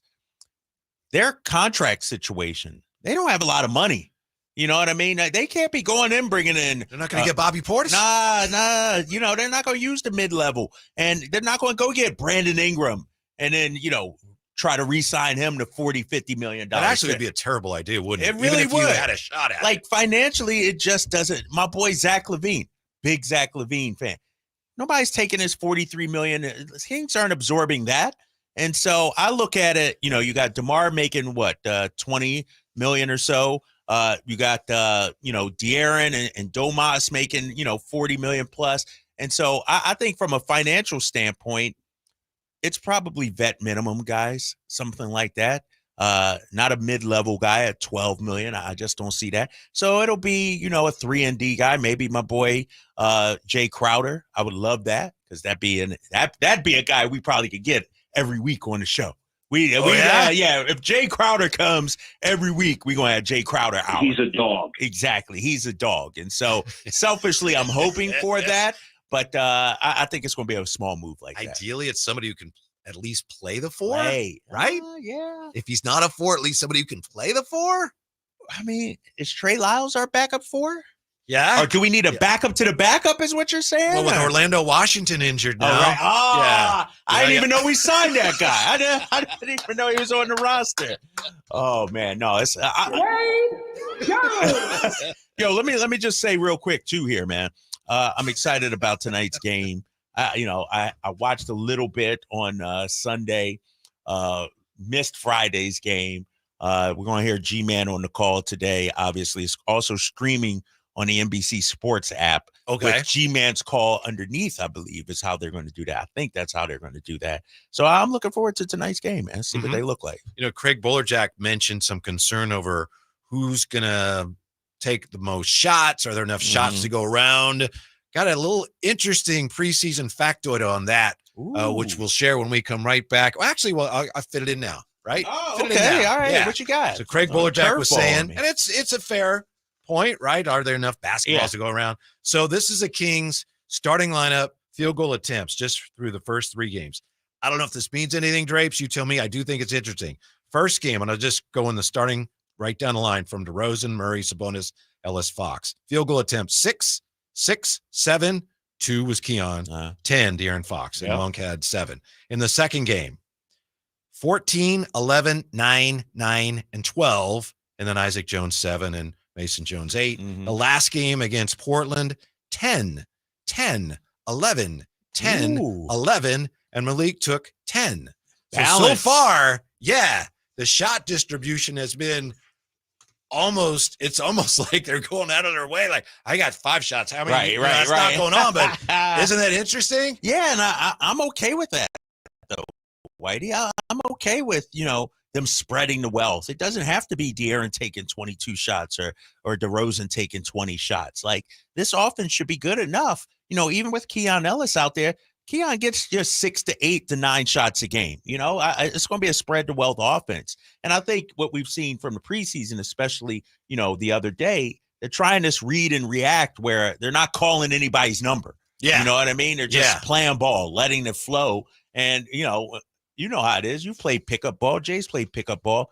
The hardest teams to beat are the ones where they got 5 guys. Yeah, because you're just like, what are you going to do? Can't help off anybody. Right. That's what I think the Kings are trying to do. And don't you think, I know we talked about this, Keon after the first game, only a couple shots, but he's done a pretty good job so far. Holding up his end. Yes, he has. He's been getting them up last couple of games. And I like that, man. I want him to be aggressive, step into those shots. Don't be like, I'm the 5th starter, so I can't shoot. If it's there, as Mike Brown says, let it fly, young fella, let it fly. This is probably not good news, but we'll tell you why you can expect load management to make a comeback this season in the NBA next on Sacktown Sports. Despite having no experience, Gavin Newsom made Jessica Morse his, quote, wildfire specialist. The result? Under Newsom and Morse, insurance rates and utility bills skyrocketed. Millions of dollars were slashed from the state's fire prevention budget, and they were even caught lying about their record, while millions of acres burned and families lost their homes. Now Gavin has chosen Jessica Morse again, this time to run for Congress. We have a better choice. Kevin Kiley. As our congressman, Kevin Kiley has worked across party lines to secure millions for wildfire protection and expand water supplies. And Kevin Kiley's bill to protect Lake Tahoe will bring up to $415 million home to our district to reduce the threat of fires and restore the ecosystem of the lake, delivering results and making a difference. Let's keep Kevin Kiley working for us. I'm Kevin Kiley. I approve this message. Paid for by Kevin Kiley for Congress. All guests come to you from the Folsom Lake Honda Hotline. Folsom Lake Honda, your one-stop Honda shop. Everywhere you look, things are getting more expensive. So at Consumer Cellular, we're lowering the price for those 50 and up. Now you can get unlimited talk, text, and data for $30 a line when you buy 2. That's just $60 a month for 2 unlimited lines. So if you're 50 and up, make the switch and save. Come on, you've earned this. Call 1-888-FREEDOM or visit consumercellular.com today. Requires 2 lines of service, age validation, and credit approval, subject to system and area limits, taxes, and other fees apply. I didn't expect to, but I need to get a new health insurance plan. The good news is I found Health Markets. Health Markets lays out plans available to you. They have access to more than 200 carriers across the country. And if you need help, you can just speak with a licensed insurance agent. For real personalized service, call Health Markets at 855-680-8222 to speak to a licensed insurance agent. That's 855-680-8222. Health Markets Insurance Agency, Inc. is licensed as an insurance agency nationwide except in Massachusetts. Paid actor per trail. Hey, this is Greg Papa. Are you working through a major insurance claim? SunPoint Public Adjusters can help. SunPoint prepares, presents, and negotiates your claim with the insurance company, working only for you, making sure you get everything you're entitled to, not what just some adjuster working for an insurance company thinks you should get. Call SunPoint today at 888-247-7865 or contact us at sunpoint.us. SunPoint Public Adjusters, the gold standard in public adjusting. License number 2N14884. The garage won't open again. We're all out of coffee. Life has enough surprises. Your car shouldn't be one of them. Stockton Honda keeps your car worry-free. From routine maintenance to that something's not right moment, our certified Honda experts know how to fix it right the first time. Here you go, ma'am. You're all set. Thank you. Stockton Honda Service Department, keeping you ready for the road ahead. Anytime, anywhere, it's all here. StocktonHonda.com. Thunder, feel the thunder. It ignites something inside of you. Lightning and the thunder. Sets alight an elevated state of being. Days are pure exhilaration. And the nights, they're simply electric. See it, hear it, feel it. Thunder, feel the thunder. Lightning and the thunder. Thunder Valley Casino Resort. Feel the thunder. Don't let summer energy slip away. Live the active life you love year-round with a personally fit arch support system from the Good Feet store. Precision engineered to support all 4 arches. Good Feet puts your feet in a more ideal, comfortable, and pain-free position. And Good Feet arch supports are now HSA and FSA eligible. Book a free fitting at goodfeet.com or come in and get a free pair of OS First Performance socks. Free. Normally a $25 value at the Good Feet store. Only one radio program captures the excitement of hunting and fishing as it happens. The award-winning California Sportsman with Sep Hendrickson. Only California Sportsman takes you where the action is. Live on the water, live in the blind, and live with the top pros and experts in outdoor sports. California Sportsman with Fishing Hall of Famer Sep Hendrickson is your premier destination for all things outdoors. Sep's Saturday Morning Outdoors. Ultimate Bass and California Sportsman, 5 a.m. to 8 a.m. Saturdays on Sacktown Sports 1140. Sky's the limit at Sky River Casino in Elk Grove. Enjoy over 80 table games, more than 2,100 slot machines, and our thrilling high-limit room with Sky River rewards that add up and up, and 18 elevated restaurants and bars. There's something for everyone. Visit skyriver.com today. Gambling problem? Call 1-800-GAMBLER. Your water heater. Old, rusty, forgotten. We hardly ever even think about them until there's no hot water. Right now, get incredible rebates up to $3,000 off and financing available for as little as $40 a month. Leave it to Bonnie to crank up the heat.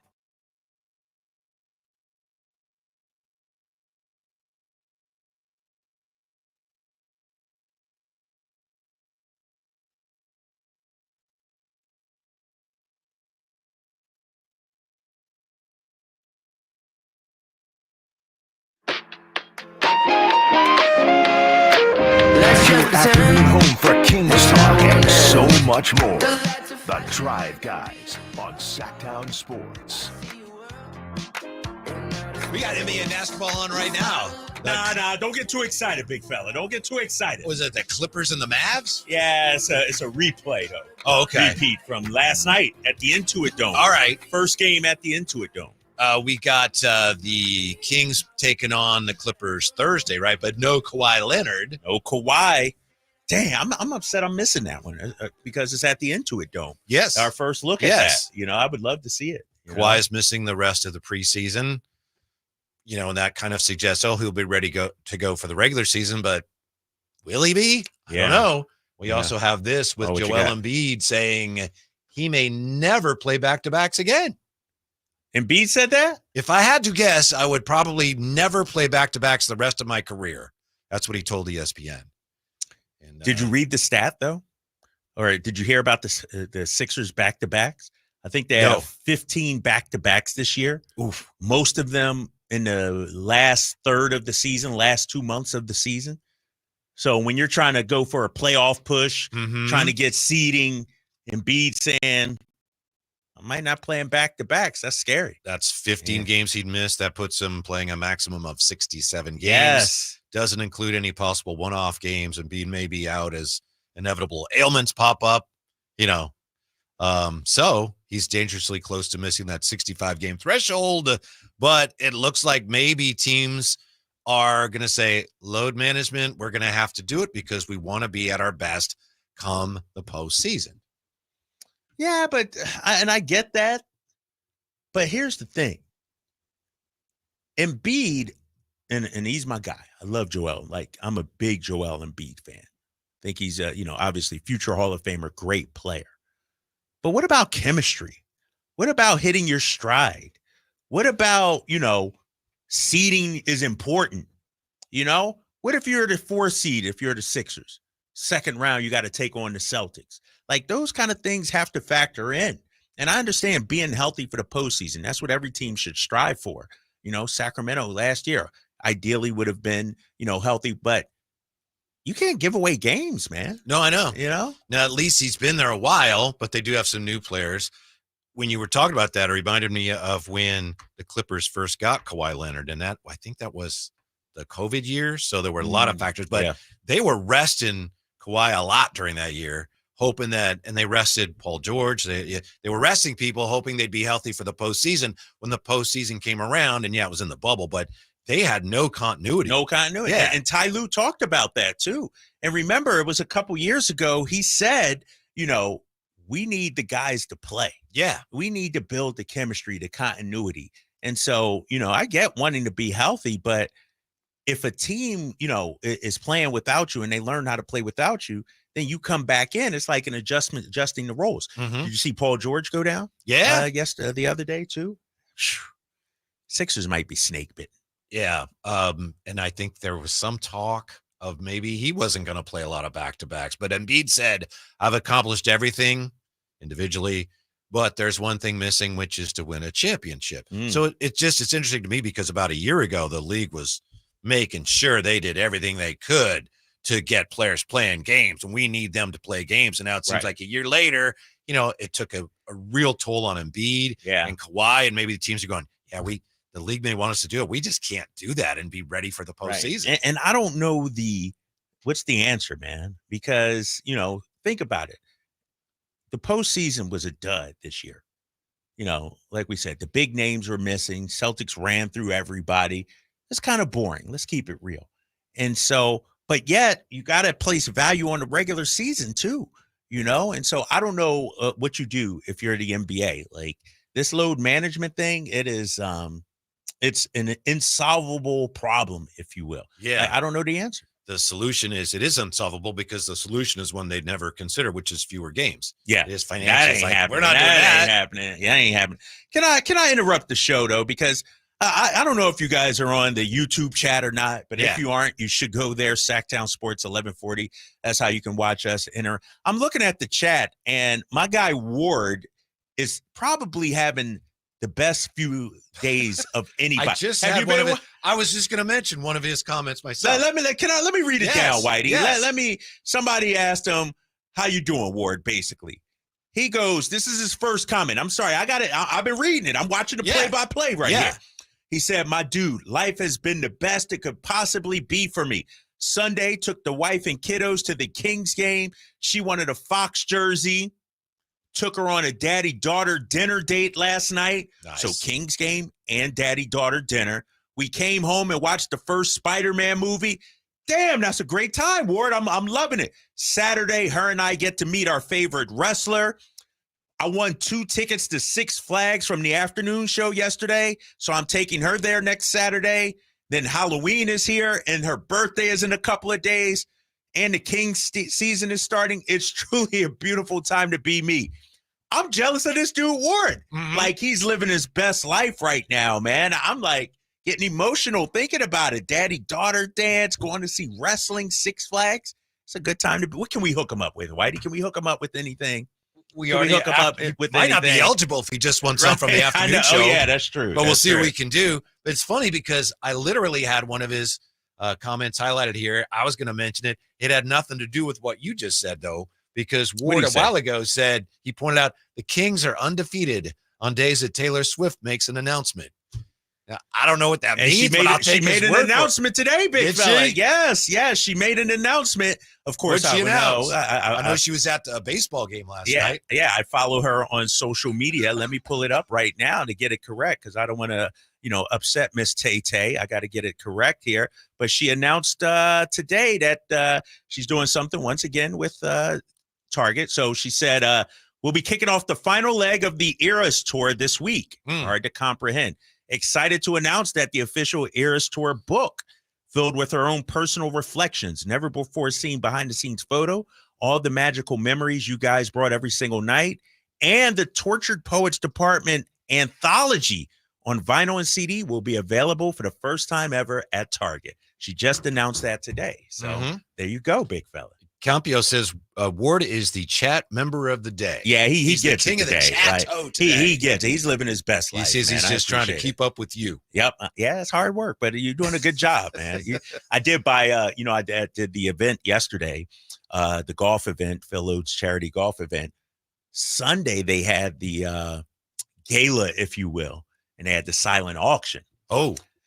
And so everybody's just walking by the silent auction. I glance at it. I see Steph Curry, Kobe, all kinds of stuff, Celtics. I'm like, all right.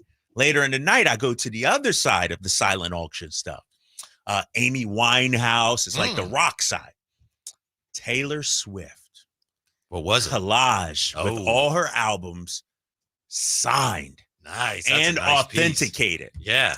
Nobody had bid on it. And I was like, whew. That cost a lot of money, though. So I'm thinking about it. The night goes on. You didn't lowball him, did you? No. I really thought, because nobody bid on it. I thought, $40. Will you take this amount? So nobody bid on it. And as I'm about to leave, they're packing everything up. And I go to Phil. I'm like, dude, I didn't get the Taylor Swift thing. He's like, go talk to the guy. So I go talk to the guy. I'm like, hey, man, I know you packed it up. Is it still available? He's like, yeah. So I'm waiting for him to say, give me this amount for it or something like that. But he didn't do that, Whitey. So I bought it, though. I bought it for my little girl. And so I'm going to give it to her for Christmas. It's a Christmas gift. Wow. Not just an everyday gift. It's a Christmas gift. But yeah. It must be a large piece. It's a large all the albums? Yeah, large painting, collage. Yeah. Brought something similar for my son 2 years ago, Kobe Bryant, where they had the replica rings that he won and pictures and everything. And so, yeah, man. Good for you. Taylor Swift, baby. You know what he said, though? The guy that was selling, he said, I told my partner that every event we do, Taylor Swift is bought up. Tonight, nobody bought it, and then you came along. And I was like, yep, I was the sucker. That was me. I did it. Yep. But no, it's cool, man. It's so she's going to love it, man. She was at the Yankee game last night. I guess a lot of people were upset because Travis is from Cleveland, but he didn't have any Cleveland Guardians garb. Oh, he is downplaying it a little bit. Yeah, maybe. Maybe he didn't want to get thumped on. Maybe. You know? Yeah. I guess she was rooting for the Yankees because she's not from there, but she Reading, spent a lot of time Pennsylvania. there. Yeah, She's from Reading, PA, right down the street there. Yeah. All right, when we come back, 2 Kings cracked the first half of ESPN's new Top 100 list. Let's get into that. Boy, next, Sacktown Sports. When it comes to fighting for families and protecting kids, no one works harder than our Assemblyman, Josh Hoover. A member of the Bipartisan Problem Solvers Caucus, Hoover has worked across party lines and proposed tougher penalties for fentanyl crimes, stricter sentences for drug trafficking near schools, and RILA's law to make sure anyone who abuses a child is held accountable. A former school board member, Josh has fought to support school police officers, prohibit homeless encampments near schools, and increase funding for school facilities. Josh Hoover knows that families have been paying more for everything from gas and groceries to utilities and insurance. In the Assembly, Josh is working to provide relief to families, reduce the cost of housing, and stop Gavin Newsom from raising gas prices even more next year. Josh Hoover is making a difference for our families, our community, and our future. Our voice, our Assemblyman, Josh Hoover. Paid for by Hoover for Assembly 2024. Did you know your skin is the largest organ of your body? Huh? That's why you should shower with Old Spice Super Hydration Body Wash instead of plain old bar soap. Love your skin by super hydrating it with vitamin B3 and glorious notes of vanilla and shea. Did you know that my super hydrated skin is the second largest organ of my body? The first is my heart. Old Spice. Men have skin too. Old Spice Super Hydration Body Wash. 24/7 renewing moisture. With daily use. When you're hiring, ZipRecruiter's technology makes finding qualified candidates for your job easy. What if the rest of the world was as easy as ZipRecruiter? Math problems wouldn't be so problematic. K equals 42. And summiting Everest would be a walk in the park. In the meantime, if you want to make your hiring easier, use ZipRecruiter. And right now, you can try it for free at ZipRecruiter.com/free. ZipRecruiter.com/free. Finally, an easy way to find home improvement contractors. Just visit subcontractorsunited.com and simplify your search for home services professionals. From cabinets to windows, roofing to plumbing, Subcontractors United is an easy, simple way to find and hire a home improvement contractor. And you never have to give up personal information. So no harassing phone calls like you get from those other websites. Subcontractorsunited.com is sponsored by D&D Cabinets and Savage Design. It's Capital Casino, Sacramento's #1 poker room. And guess what? Primetime football is back. Capital Casino is giving away $500 per game in high hand bonuses for every Sunday, Monday, and Thursday night primetime game. As always, offering the best food, the best service, and the best action with the most variety of games in the region, conveniently located in downtown Sacramento. So check them out, Capital Casino, and always remember to gamble responsibly. 1-800-GAMBLER.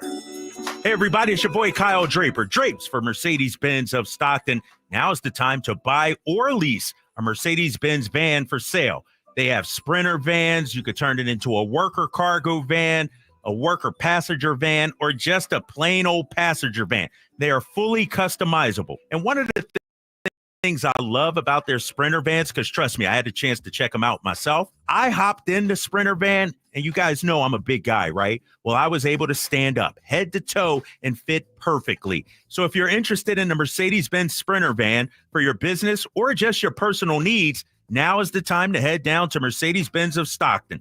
They can help you find the configuration that best suits your needs. Plus, you can take advantage of the huge tax breaks before year's end. Take the short drive down I-5 or go online anytime at mbofstockton.com. That's mbofstockton.com, and tell them your boy Drape sent you.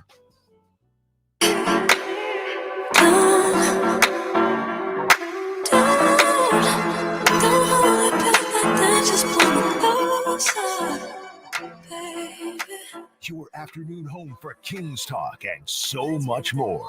The Drive Guys on Sacktown Sports. We got Kings basketball for you. Bottom of the hour, the Kings and the Jazz. And with the season almost upon us, we have another top 100 list to examine. Do the Kings get snubbed or do they get roughed? We'll find out in just a moment here. Before we get to that, we were just talking about Taylor Swift. Yes. This is incredible. It's very sad. Just quick musical note here. I just saw this. You know the legendary band Van Halen? Yep. And I worked on stations that played Van Halen. Was never a huge Van Halen fan. I was on stage with them once, but, obviously great respect for everything they accomplished. Eddie Van Halen, the great guitarist, he passed away in October 2020. So they're getting together. They were planning a reunion tour. Alex Van Halen told, was it Rolling Stone? He was telling a magazine, he said, look, we got David Lee Roth back, the original vocalist, and we were going to do a reunion tour. And everything was fine until we told him, hey, look, at some point we have to do a very overt, an acknowledgement of Eddie in the gig. And he said, if you look at how Queen does it, they show old footage. So he just told David Lee Roth at some point during the show, we have to do like an homage to Eddie Van Halen. Okay. And David Lee Roth just went ballistic. Like, Said no. And that's it. So there's not going to be a reunion. Not going to tour. be a reunion? Yeah. What? Yeah. Isn't that incredible? Damn. Just because he went. I guess they didn't get along, and he who wanted no went? part. David Lee Roth said no. David Lee Roth, when they told him, "Hey, we have to do this," he says he popped a fuse. Dave effing popped a fuse. The vitriol that came out was unbelievable. There might be some beef there. I didn't Yeah, know about, I guess. Right? Like, Isn't that damn, sad? It is Like, sad. the guy's not even The here fans anymore. right. The fans probably clamoring for that. Yeah, that's like 20 years from now, and I'm long gone, and Jay wants to get back together with you, and hey, at some point we got to do a tribute to Whitey, and you're like, no. Nah. Who would be your I hate fill-in, you. though? Who would be your fill-in? Who could we get to fill in? I don't know. That's a tough one, right? Yeah. That's tough. Frankie? Yeah, Frankie be a good fill-in for Yes, you. he know would what I be. mean? I would For be anybody, honored. but I'm getting another call. Clicks. Frankie Clicks. Cardicelli. That's just so sad. Yeah. Oh, That's well. tough. Yeah. Here they are, ESPN's top 100, back for 14th season, best players in the league. Why should we care about? We do care, right? Whether we should or not. We do A little care. bit? Like, it's good content. Let me say it. It's good content. All right. The first King checks in here, number 94. Do you want the other guys before that, or just go to number 94? No, just go to 94. Keegan Murray. Okay, all right. Yeah. Not ranked last year, right? Right. He entered his second year, labeled as a catch-and-shoot player, quickly showed he had added more offensive tools to his game. With no Harrison Barnes this season, Murray will be asked to lead even more on defense, take on even bigger assignments. I think Malika Andrews wrote that one. Yeah, So Malika. That's Keegan at 94. Or is that Kendra Andrews? You're right. It's Yeah, Kendra. Kendra. Pardon Yeah, me, it's Kendra Kendra. You're right. Andrews. Thank you. Yep. And you got Brooke Lopez, Jabari Smith, Jonas Valanciunas, Wiggins, Porter. Are we going to have anybody from the Kings until we get to DeMar DeRozan? Let's see. Lou Dort, 85. Hold up. Yeah. Look at 87. Did you see who 87 was? Nas Reed, 87. Sixth man of the year. Yes. Nas Reed. Yeah. Okay. So if the All right. sixth man of the year is 87, that doesn't bode well That for doesn't bode- Malik. Not at all. Does it? Yeah. Miles Turner, 81. Jeremy Grant, 80. Pajemski, number 78. Oh, my Tyler God. Hero. Dante DiVincenzo. What'd you think of that whole Dante DiVincenzo? Oh, and Rick Brunson. Rick Brunson I loved mixed it. up. I loved it. Yeah? I thought it was great. This list is trash, though. Let Austin me just say Reeves, 72. How's Austin freaking Reeves, 72? This guy continues to live off the Lakers' name. My Draymond God. Green, 60s. Oh, number 65, Malik Monk. That is Wow. truly impressive. That was Kendra. No, who wrote that one? That was her. Kendra Yeah. Andrews Yeah. again. King of the Kings. Yes. I'm shocked by this. I was too. I was floored because when I saw Nas Reed at 87 or whatever it was, I'm like, dang, and no Malik right around. He's 22 spots higher than him. Yep. Which His is good. upward trajectory Yeah. and claim over the postseason award were halted after he suffered a season-ending MCL. But Monk enters this season healthy, looking to replicate his elite production off the bench. I don't remember the last time, and I know we usually look at the ringers list, but I don't remember the last time I saw Malik in a top 100. Might have been after the end of the Beam Team. Yeah, and remember, I had texted Kevin O'Connor last year about it. Yeah. Where would he have Malik? He had him anywhere from 120 to 140, I think he said, something like that. And I'm like, dang, dude. Just say the ringer has moved on. Yeah, the Raiders moved on. And so So that's Kevin too. Congratulations on yeah, his he's job. at what, Yahoo now? Yahoo, Yeah, yeah. Kevin okay. O'Connor with Yahoo now. But 60, that's pretty high, White. Yeah. That's pretty high. That was great. And then I don't think we have anybody else in the top 50. KCP is 62, Josh Hart 61, Desmond Bain 60, Caruso 59. And we only have the first half of the list here today. Yeah. RJ Barrett 53, Franz Wagner 52, OG Anunoby 51. But that means there's going to be three Kings in the top 50. Yeah. When that comes out tomorrow. And probably That's even in the pretty top good. 40. Yeah. This is, 5 in the top 100. That's pretty good. I Yes. mean, when you think about it, 30 teams around the league, and we got 5 of them in the top 100. I think that's huge. And we know Domas, De'Aaron, and DeMar will be in that top 50. And so we got a big 3 now, Whitey. Yep. Like we getting respect out here. I love that. I love that. That's very nice. And I think we were both surprised. I know I was. Yeah, that Malik was super surprising to me because and I need to look at it. He might be one of the biggest leaps, from not ranked to, Alperin Şengün. I don't know how Şengün wasn't ranked last year going in, because he's been solid from out, but he went from not ranked to 54th. That's Wow. pretty big. Mm-hmm. They got Derek Lively a little too high, in my opinion. Derek Lively's like the hot guy now. Everybody's talking about him. 56? That is too high. That's a little too high. That's just because, they got to the finals. Yeah. Man, this is crazy. I'm looking at this list, Whitey. Is it a trash? You said it's a trash list, but are you walking that back after they put Malik as high as they did? They got Austin Reeves and Lively a little too high. I'm gonna say, when it comes to the Kings, they're spot on. So far, right? De'Aaron and Domas got to be easily top 30, easily. Mm-hmm. But Kobe White wasn't ranked last year. Alex Caruso wasn't ranked last year. I'm shocked by this. KCP wasn't ranked last year. Now he's 62. These are all really good basketball players. Who do you think is going to be the bust-out player of the year? I'll just tell you, I think Cade Cunningham is poised.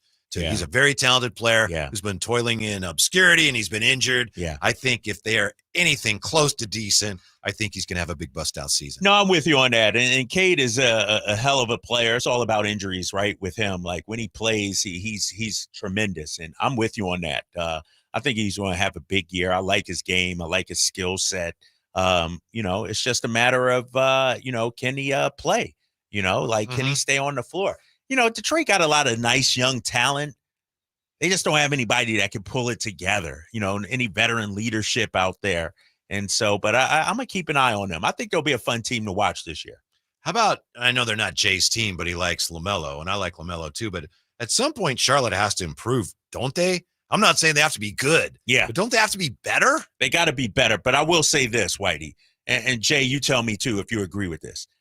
I like the backcourt of LaMelo and Brandon Miller. I think those guys, I think they got some cornerstones there. LaMelo just got to stay healthy. You know what? We haven't done, bold predictions or anything, but the Hornets will be in the mix for a play-in position this year. They will be a top 10 team in the East if LaMelo stays healthy. They're going to be a surprise team, I think. I like what they got there. You got Miles Bridges also. You got Brandon Miller had a hell of a rookie season. I like what they're doing out there. I like some of the pieces. At some point, it's going to have to come together with all that talent. Right? Like a little bit. How many damn lottery picks you won? Jeez. Yeah. So, where are you with the Warriors now? We've seen them a couple of games. Who? The Golden State Warriors with all these. Another mediocre team. Another mediocre team. Exactly. Anthony Melton, and they're talking about Buddy Hield now. It's like, somebody asked him, they asked her, is he coming off the bench 6 minutes? He sure looks the part now, doesn't he? So they'll win some games. They'll lose some games. To me, Golden State's a 43-win team this year. 43-44. I'm putting a number on it. They won 46 last year like we did. I think they take a step back because I don't know if they know who their identity is. Like, it's not the Splash Brothers anymore. It's not the Warriors of old. They may want to play the same way. I get it. But I think it's going to take some time for them to really, the West is tough, Whitey. Every night, there's no layups. San Antonio is going to be a surprise team, I think. I think they're going to be a damn good team challenging for a play-in spot. Warriors, 43 wins. 43 wins. 43. You're not going to like how many wins Hollinger has the Kings penciled in for. We'll get to that. Really? Yeah. You're not going to like it. We've got it for you next on Sacktown Sports. Football season, and now you can get anything you need for game day delivered with Uber Eats. Well, almost anything. You can't get a running back, but baby back ribs? Yes. Uber Eats, official on-demand food delivery partner of the NFL. As a mom, comforting my family is what I do best. Vicks VapoStick provides soothing, non-medicated Vicks vapors in an easy-to-apply stick, and it dries fast, so there's no mess. I use it to comfort myself and my family. Thanks, Mom. Vicks VapoStick, soothing comfort for the whole family. And when you need more comfort for yourself, try Vicks Vapo Shower Max for steamy Vicks vapors. Use as directed. VapoStick for use ages 4 and up. Vapo Shower Max, use for adults only. Stop by O'Reilly Auto Parts for the power, performance, and reliability of a new Super Start battery. Visit O'ReillyAuto.com. O'Reilly Auto Parts. Don't you deserve healthcare you can count on? Well, you can count on United Healthcare with Medicare plans that fit your life today and as your needs change tomorrow. You can enjoy reliable coverage and low out-of-pocket costs with a Medicare Advantage plan from United Healthcare. United Healthcare Medicare Advantage plans, made for California, trusted everywhere. The Medicare annual enrollment period ends December 7th, so go to uhc.com/Medicare today. Made a Chevy Silverado blowout is on with $12,750 off MSRP. Every new 2024 Silverado half-ton LT in stock after rebates. Or choose $12,000 off MSRP on every new 2024 Silverado half-ton RST in stock after rebates. Exclusively at Made Chevy at MadeAChevy.com. Sacramento's Silverado headquarters. Whatever Silverado you choose, you'll save thousands at Made Chevy. Together, let's drive. Not available with special financing, lease, and some other offers. List graded 2010 model year or newer. Ends 10/31/24. Everywhere you look, things are getting more expensive. So at Consumer Cellular, we're lowering the price for those 50 and up.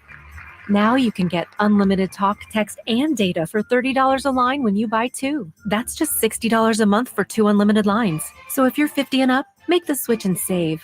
Come on, you've earned this. Call 1-888-FREEDOM or visit consumercellular.com today. Requires 2 lines of service, age validation, and credit approval, subject to system and area limits, taxes, and other fees apply. Lowe's knows that to win the job, pros need the best prices. That's why only at Lowe's, MVP's Pro Rewards members can get a volume discount on eligible orders as low as $1,500 at the Pro Desk. That means you get the prices you need to start any job, small or large, because Lowe's knows pros. Valid in-store only. More terms and restrictions apply. Visit Lowe's.com/terms or Pro Desk for details. Get ready for Sky River Casino's $1 million Mega Spin, where every play could lead to $100K. Earn entries playing your favorite slots and table games for a chance to spin the wheel and win up to $100,000 cash. Snag a free daily entry at our promo kiosk. Plus, score 100 bonus entries every Tuesday and Friday. The thrill begins Saturday starting October 5th through December 21st for a chance to spin your way to $100K. Visit skyriver.com for details. Gambling problem? Call 1-800-GAMBLER. Must be 21 or older. Have you heard you can listen to your favorite news podcasts ad-free? Good news! With Amazon Music, you have access to the largest catalog of ad-free top podcasts included with your Prime membership. Enjoy shows like The Daily, Up First, and Consider This, available ad-free on Amazon Music. To start listening, download the Amazon Music app for free or go to amazon.com/ad-free. That's amazon.com/ad-free to catch up on the latest episodes without the ads. This is the story of the one. As a facility technician installing a new welding station, he knows getting the ventilation right is critical for safety. That's why when questions arise, there's Grainger. Grainger offers detailed technical product information online at his fingertips, so it's easy to find what he needs. Because when it comes to safety, having answers means he and his people can breathe a little easier. Call, click Grainger.com, or just stop by. Grainger, for the ones who get it done. Model year-end pricing is back at Folsom Lake Honda, your one-stop Honda shop. During the model year-end event, lower interest rates at Folsom Lake Honda make lower payments. It's no wonder why Folsom Lake Honda is your one-stop Honda shop. Come in today or check out our entire inventory online at folsomlakehonda.com. Get an instant cash offer for your trade at folsomlakehonda.com. We'll buy your car whether you buy from us or not. Folsom Lake Honda is your one-stop Honda shop. Folsom Lake Honda. Go to folsomlakehonda.com. Your one-stop Honda shop. KHD1 Sacramento, KYMX HD3 Sacramento. From the Power Business Technology Toshiba Studios. Sacktown Sports 1140.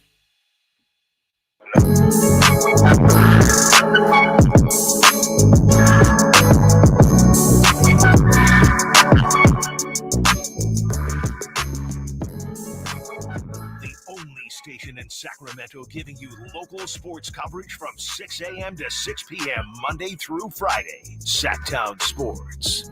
We got Kings basketball, bottom of the hour. The Kings, the Utah Jazz.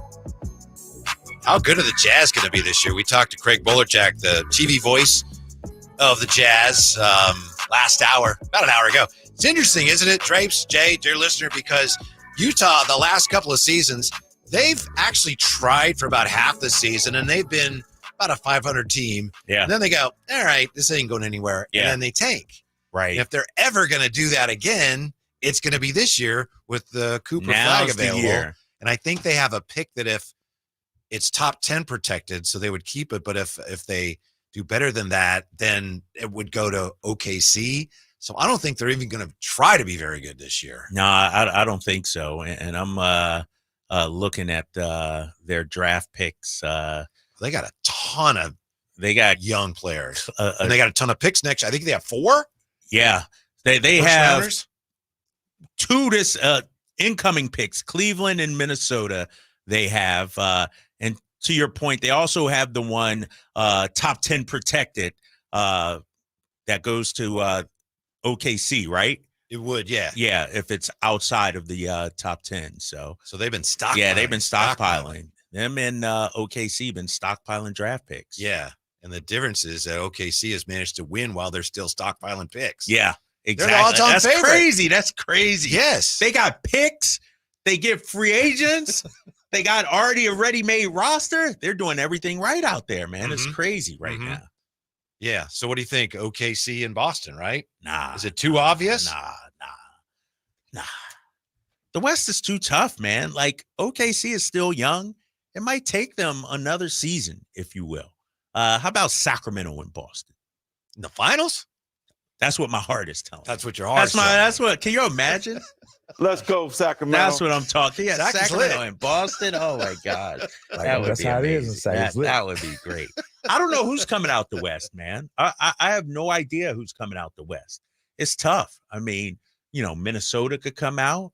Obviously, we saw what Dallas did last year. Why not Sacramento either, man? It's all about matchups and getting hot. I think, if I was to look at it, San Antonio, Houston, Utah, Golden State, and Portland. The other 10 can make it to the Western Conference Finals, I think. To that point, we have here from your buddy John Hollinger in The This Athletic guy. NBA predictions, how the bottom of the Western Conference will play out in 2024-25.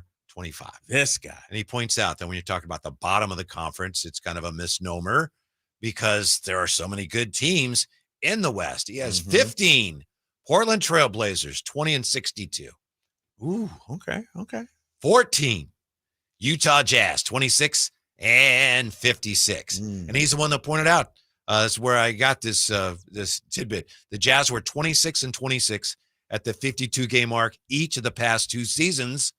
Before 2 years ago, they were 11-19. Last year, they were 5-25 down the stretch. Gee, they were like, we winning too many games. Yeah, here, right. Yeah. Number 13, LA Clippers. Hollinger has them going 36-46. Ooh. Yeah. Do you know that the Clippers, I did not know this, he points out the NBA's longest streak of winning seasons at 13 belongs to the Clippers. Really? Yeah. I didn't know that. Didn't know that either. Okay. He doesn't like their chances of getting to 14. The Kings won't be in this, right? Number 12, San Antonio Spurs. Kings got to be at the top. Number 11, Memphis Grizzlies. So He used he's to work down there. on Memphis. Yeah, I'm a little surprised there. And then he has number 10, Houston Rockets. Okay. Number 9 would be, Sacramento Kings. Please tell me what he John said. Hollinger, I will tell you. Please tell me. He writes, the Kings won 46 games last season and missed the playoffs. How about winning 44 games and missing the playoffs as an encore? 44-38. I need to hear the reasoning, Whitey. This is a better team, right? On paper, the Kings are a better team this year than last year. This is one of those pieces, and they're pretty common now, where he tries to have it both ways. Because then he says, how about missing the playoffs? Then he writes, literally, or not. The margins between 6th and 10th in the West on my board are razor thin. He does point out that, in his opinion, the Kings are, what's the way he puts it? The Kings aren't elite, but they are set up to be legitimately good for a multi-year run. And before you put too much stock in any of this, this is where he wrote about the front court of the Kings. And he says, Sabonis and DeRozan have been durable players over their careers, will need to be again because the front court depth is, yikes. After Monday's reported trade of Jalen Daniels, Trey Lyles, Alex Lynn, and Orlando Washington are what pass for depth at the 4 and 5. Oh, Orlando Washington. Good old Owash. Owash, right? Yeah. I should get a jersey, Owash on the back. I'm not familiar with Owash's game. He says an extended absence from either front court star is unquestionably Sacramento's greatest vulnerability. So again, he kind of tries to have it both ways, but he does pick them to win 44 games and finish 9th in the conference. You know, I look at what Hollinger said about the front court. And yes, it's a little thin. No doubt about that. But I look at the guys that just won the championship. Their front court was thin also. Al Horford, Porzingis, Luke Cornett. Like, you don't need 6 guys at the 4 or 5 spot. You just need really a 3-man rotation. I think we got Sabonis, Keegan will be the 4, and Trey Lyles. And Alex Lynn will provide spot minutes. Alex Lynn's been playing well, and I know he's it's been playing preseason, well. but- No, yeah. he's a good Alex Lynn is a good basketball player. And so I don't view it as that glaring of a concern right now. Now, if Domas gets in foul trouble or injury or something like that, then you're concerned. But Domas going to play 34 minutes a night. So you got, roughly 14 minutes at the backup center spot. That Alex Lynn can more than handle it. Alex Lynn used to be a starting center in this league. He can more than handle that. So I'm not as concerned as Hollinger is. Hollinger does say, looking ahead, the Kings are well positioned. All the key players except DeRozan are in their 20s. They're only out one future first-round pick. Cap situation, rock solid. They'll be able to use their full non-taxpayer mid-level to expand the talent base next summer. So okay. He's high on the overall situation there. Just not, again, he says they're not elite, but they're set up to be a good team over a number of years. What was the title of this article? Like, what was this? Is the bottom of the West. Let's see exactly what the title is. But once again, Golden State is getting the benefit of the doubt. Correct. Picked ahead. NBA predictions, how the bottom of the Western Conference will play out in 2024-25. If we win 44 games, something went terribly wrong.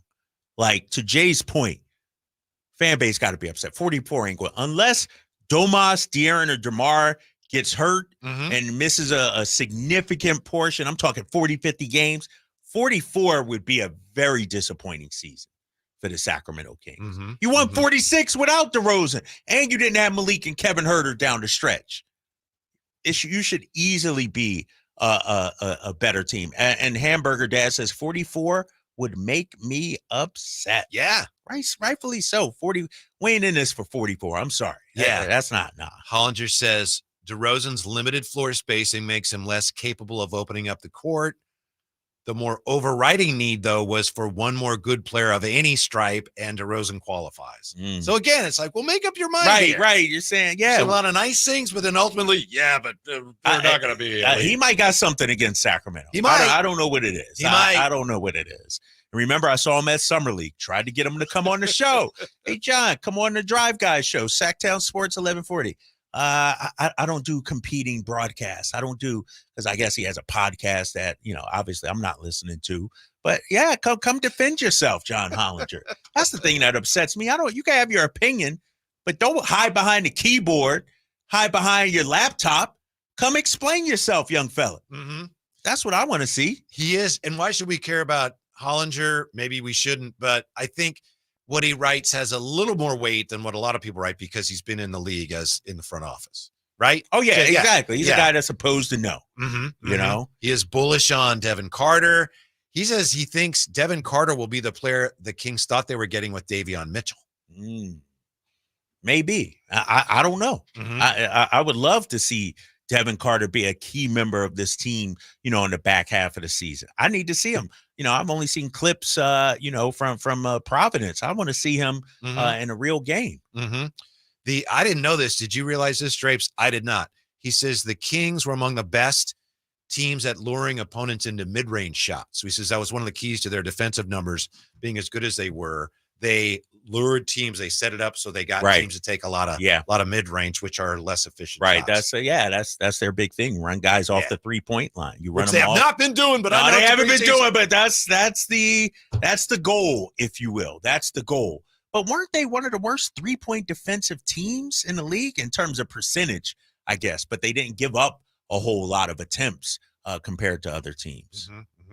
So it's kind of a mixed bag. Ultimately, though, he seems underwhelmed by a Kings team that he has to acknowledge, though, leaves that little, that back door open for him to kind of say, well, but they're going to be good for a number of years. So he can always sneak out the back door if he needs to. Right. I wish that I'm looking at Ramsey's text and stuff, and John Hollinger isn't allowed in Sacramento without checking in with a multitude of people first. Like, has he turned into public enemy number one here in Sac in terms of media? No, because that's still your guy. Amin Elhassan? No, well, he's on the list he's too. Your guy that you guys were just talking about, that Kevin O'Connor. Kevin O'Connor is? Yeah. Isn't he still number one? You know what we should do, Jay? He ain't on the ringer no more. Yahoo, baby. We should be able to get him. Let's do a villains week. Ooh, Everybody we hate. I like Everybody that. that's shade through I shade like at that. Sacramento. Do a villains week. Amin Elhassan. Man, that's like an art form. Hollinger, Kevin O'Connor. Who else can we throw Didn't in? Amin extend the olive branch to us, though? We No, didn't he accept that? came on. Yeah, he said came on. anytime. Yeah, he said anytime. But, the people still are upset with him. And so, we got to get him on again. That'd be a good get early in the season. It's going to be a lot of smoke thrown at there. Villains week here at I like Villains Week. Yep. Ooh, we might have to do that Halloween week. Yeah, Right? It's a great idea, but I bet you Hollinger, He ain't going to do it. He stopped texting me back, man. Did he? Yeah, Really? remember I think I Damn. told you guys that. Like, he used to come on, pop on. I want to say he does a show with Nate Duncan. Oh, Is does it? he? Yeah, I think it's Nate Duncan. It's either him or Ethan Strauss, but it's like the front office, or they call it something like that.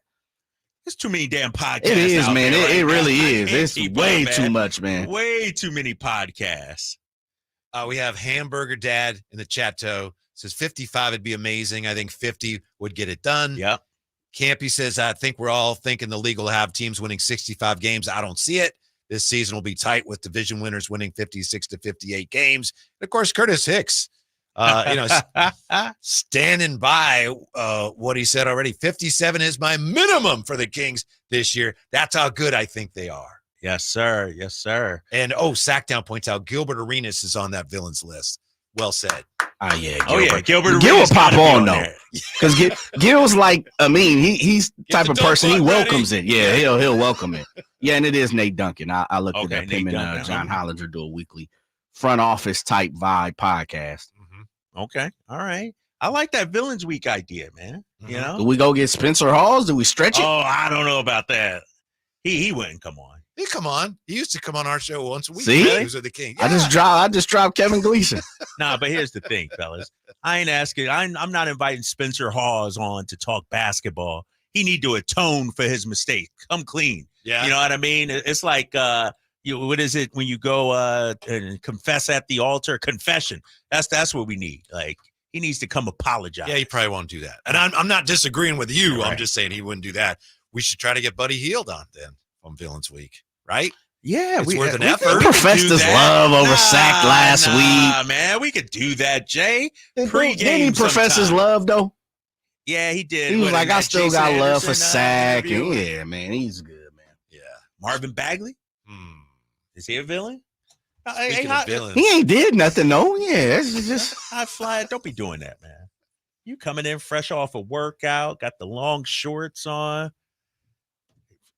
You know it's season time when the high flyer starts invading our show unprovoked. Oh. Unprovoked, or as you always point out, uninvited. Uninvited. Yeah. Uninvited, Open yes. Open invitation. Look for the at high him. flyer. Why are you moving like that, dude? If you're going to jump on the show, jump on the show. You all slow-moing it like you Debo or something from Friday. It is true, huh? Because he comes in like, I didn't know you want me on. Then why'd you come in? Why'd you come in? And he's slow walking in. If you're going, come on, big fella. Hey, and you infecting this dude here. Man. I mean, you really a bad. You're just a bad influence. Let me ask you this though, before we High flyer Henry turn. high flyer here. Yes. What happened to you Sunday? Were you there Sunday? No. I'm glad I missed that. I know. I was about to say preseason too good for you. Hey, I was listening to it. I cut it off. Damn, it was that bad. You know what? And I know a lot of Kings fans will be angry with me, but I'm gonna say this.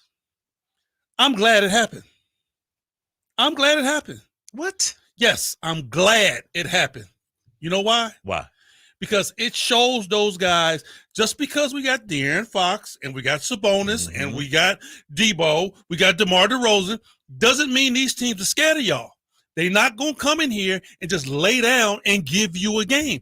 You got to come to work. Mm-hmm. You got to bring your lunch pail and a hard hat, KD. Okay. You just can't show up and win. It's not But going to happen that way.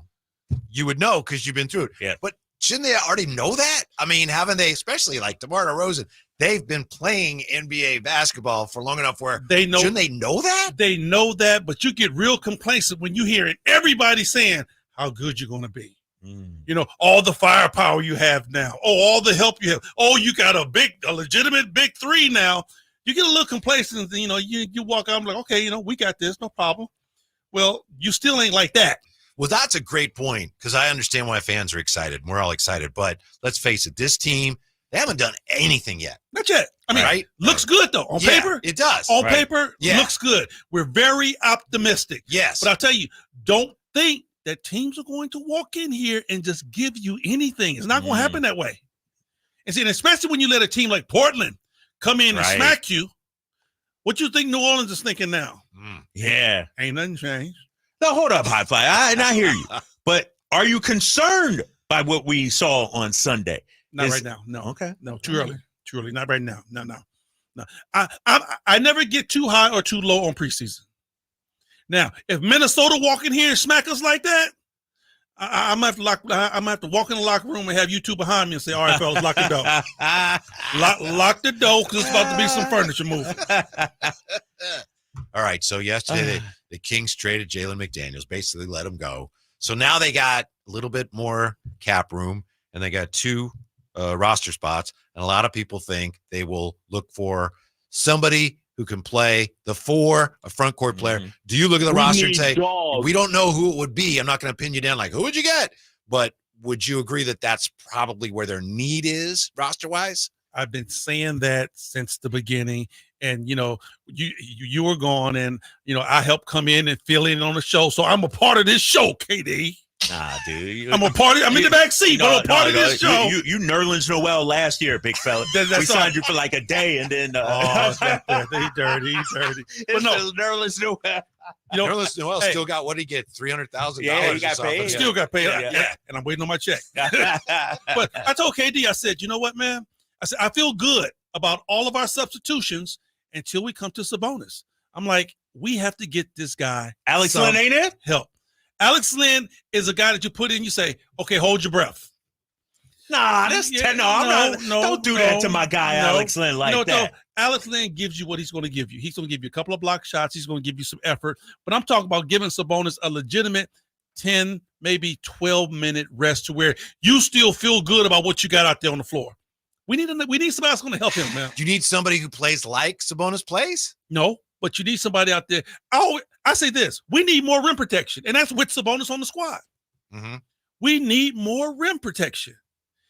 Because if we don't, and this is another conversation we had, I'm like, if Kings don't get no wing protection, they better get very adept at playing small ball. And playing small ball, your own ball defense better be impeccable. Yeah, and you better shoot lights out. Because not even just shoot lights out. Your own ball defense better be impeccable. You better not have straight line drives to the bucket because you're losing. And then again, you better gang rebound. You better gang rebound like gang busters, because if you don't, you lose the game. You have to learn how to play small ball if that's what you're going to have for your roster. Don't you think Henry, Drapes, Jay, the way the roster is right now, they're going to be playing a lot of small ball. It's like not an option right now. Well, last year it wasn't an option, right? But we didn't gang rebound. Yeah, Sabonis, he's going to get 10, 12, sometimes 15 rebounds a night. But what about that night when he don't rebound? We get cooked. Every night that Sabonis didn't rebound the ball the way he usually does, we get cooked. I'm sorry, DeMar, you're going to have to get down there. You got to get more rebounds. De'Aaron, get down there, get more rebounds. Monk, all the way down through the roster, everybody is going to have to rebound. And I'm going to tell you what, those 1-2 straight line drive, dribble drives to the basket, those are going to have to be at a serious low. Yeah, those will kill you. Kill you. Yeah. Is Keegan a power forward in your eyes? In this and league? Are we okay with the Sabonis Murray 4-5? Because you're talking about size, rim protection. Yes. You know, we know Minnesota has what they have. Mhm. I'm looking at Denver. Is Keegan an Aaron Gordon size defender type like that? Is that what we're hoping he is at the 4? Or is he at 3? What do you think? I love Keegan at the 3. I do. I like it. You know what, though? But he's doable at the 4. Kind of like HB was last year, Yeah, right? Yeah. He's doable. Yeah, but we were undersized last year at Big that time. position, Exactly. right? Big Yeah, time. yeah. We're still undersized at that position Exactly. now. Okay. Yeah. That's why the move came. Right. You know, they still going to need Keegan to play big, but he can play at the 4 with some of these teams. But it's going to be some teams walk in here to where we're going to be like, Keegan getting housed at It's the 4. homecoming for Sacramento State football. Come on, man. Now ain't the time. Big fella. Sorry about that. You heard that? Yeah, I heard. Okay, all right. Hey, I thought he was rushing me off. No, You know? it was. You gotta go, man. It was ruining the vibe there. You know what I mean? It was ruining the vibe. So Isn't Orlando Robinson, and I know he's hurt right now, and there's nothing you can do about that. But to me, I look at the roster, he needs to be a player for this all to fit, unless you add somebody. You know what? And you I know, don't. You know who we'll I'm see. intrigued by? Who? Isaac Jones. no, he's looked good. Mm-hmm. He's looked good so far. Isaac Jones. Yeah. A I'm guy with you on that can play the 4, a guy that got a nice sized body. He can bump and thump a Yeah. little bit. He's got long arms and he can block a shot. He's very intriguing to me. I'm with you on that. Yeah, write him down. Guy. Yeah. Yeah, stick around. More from the High Flyer and Scott Marsh. We got game night coming up next to get you ready for the Kings and the Jazz. Sacktown Sports.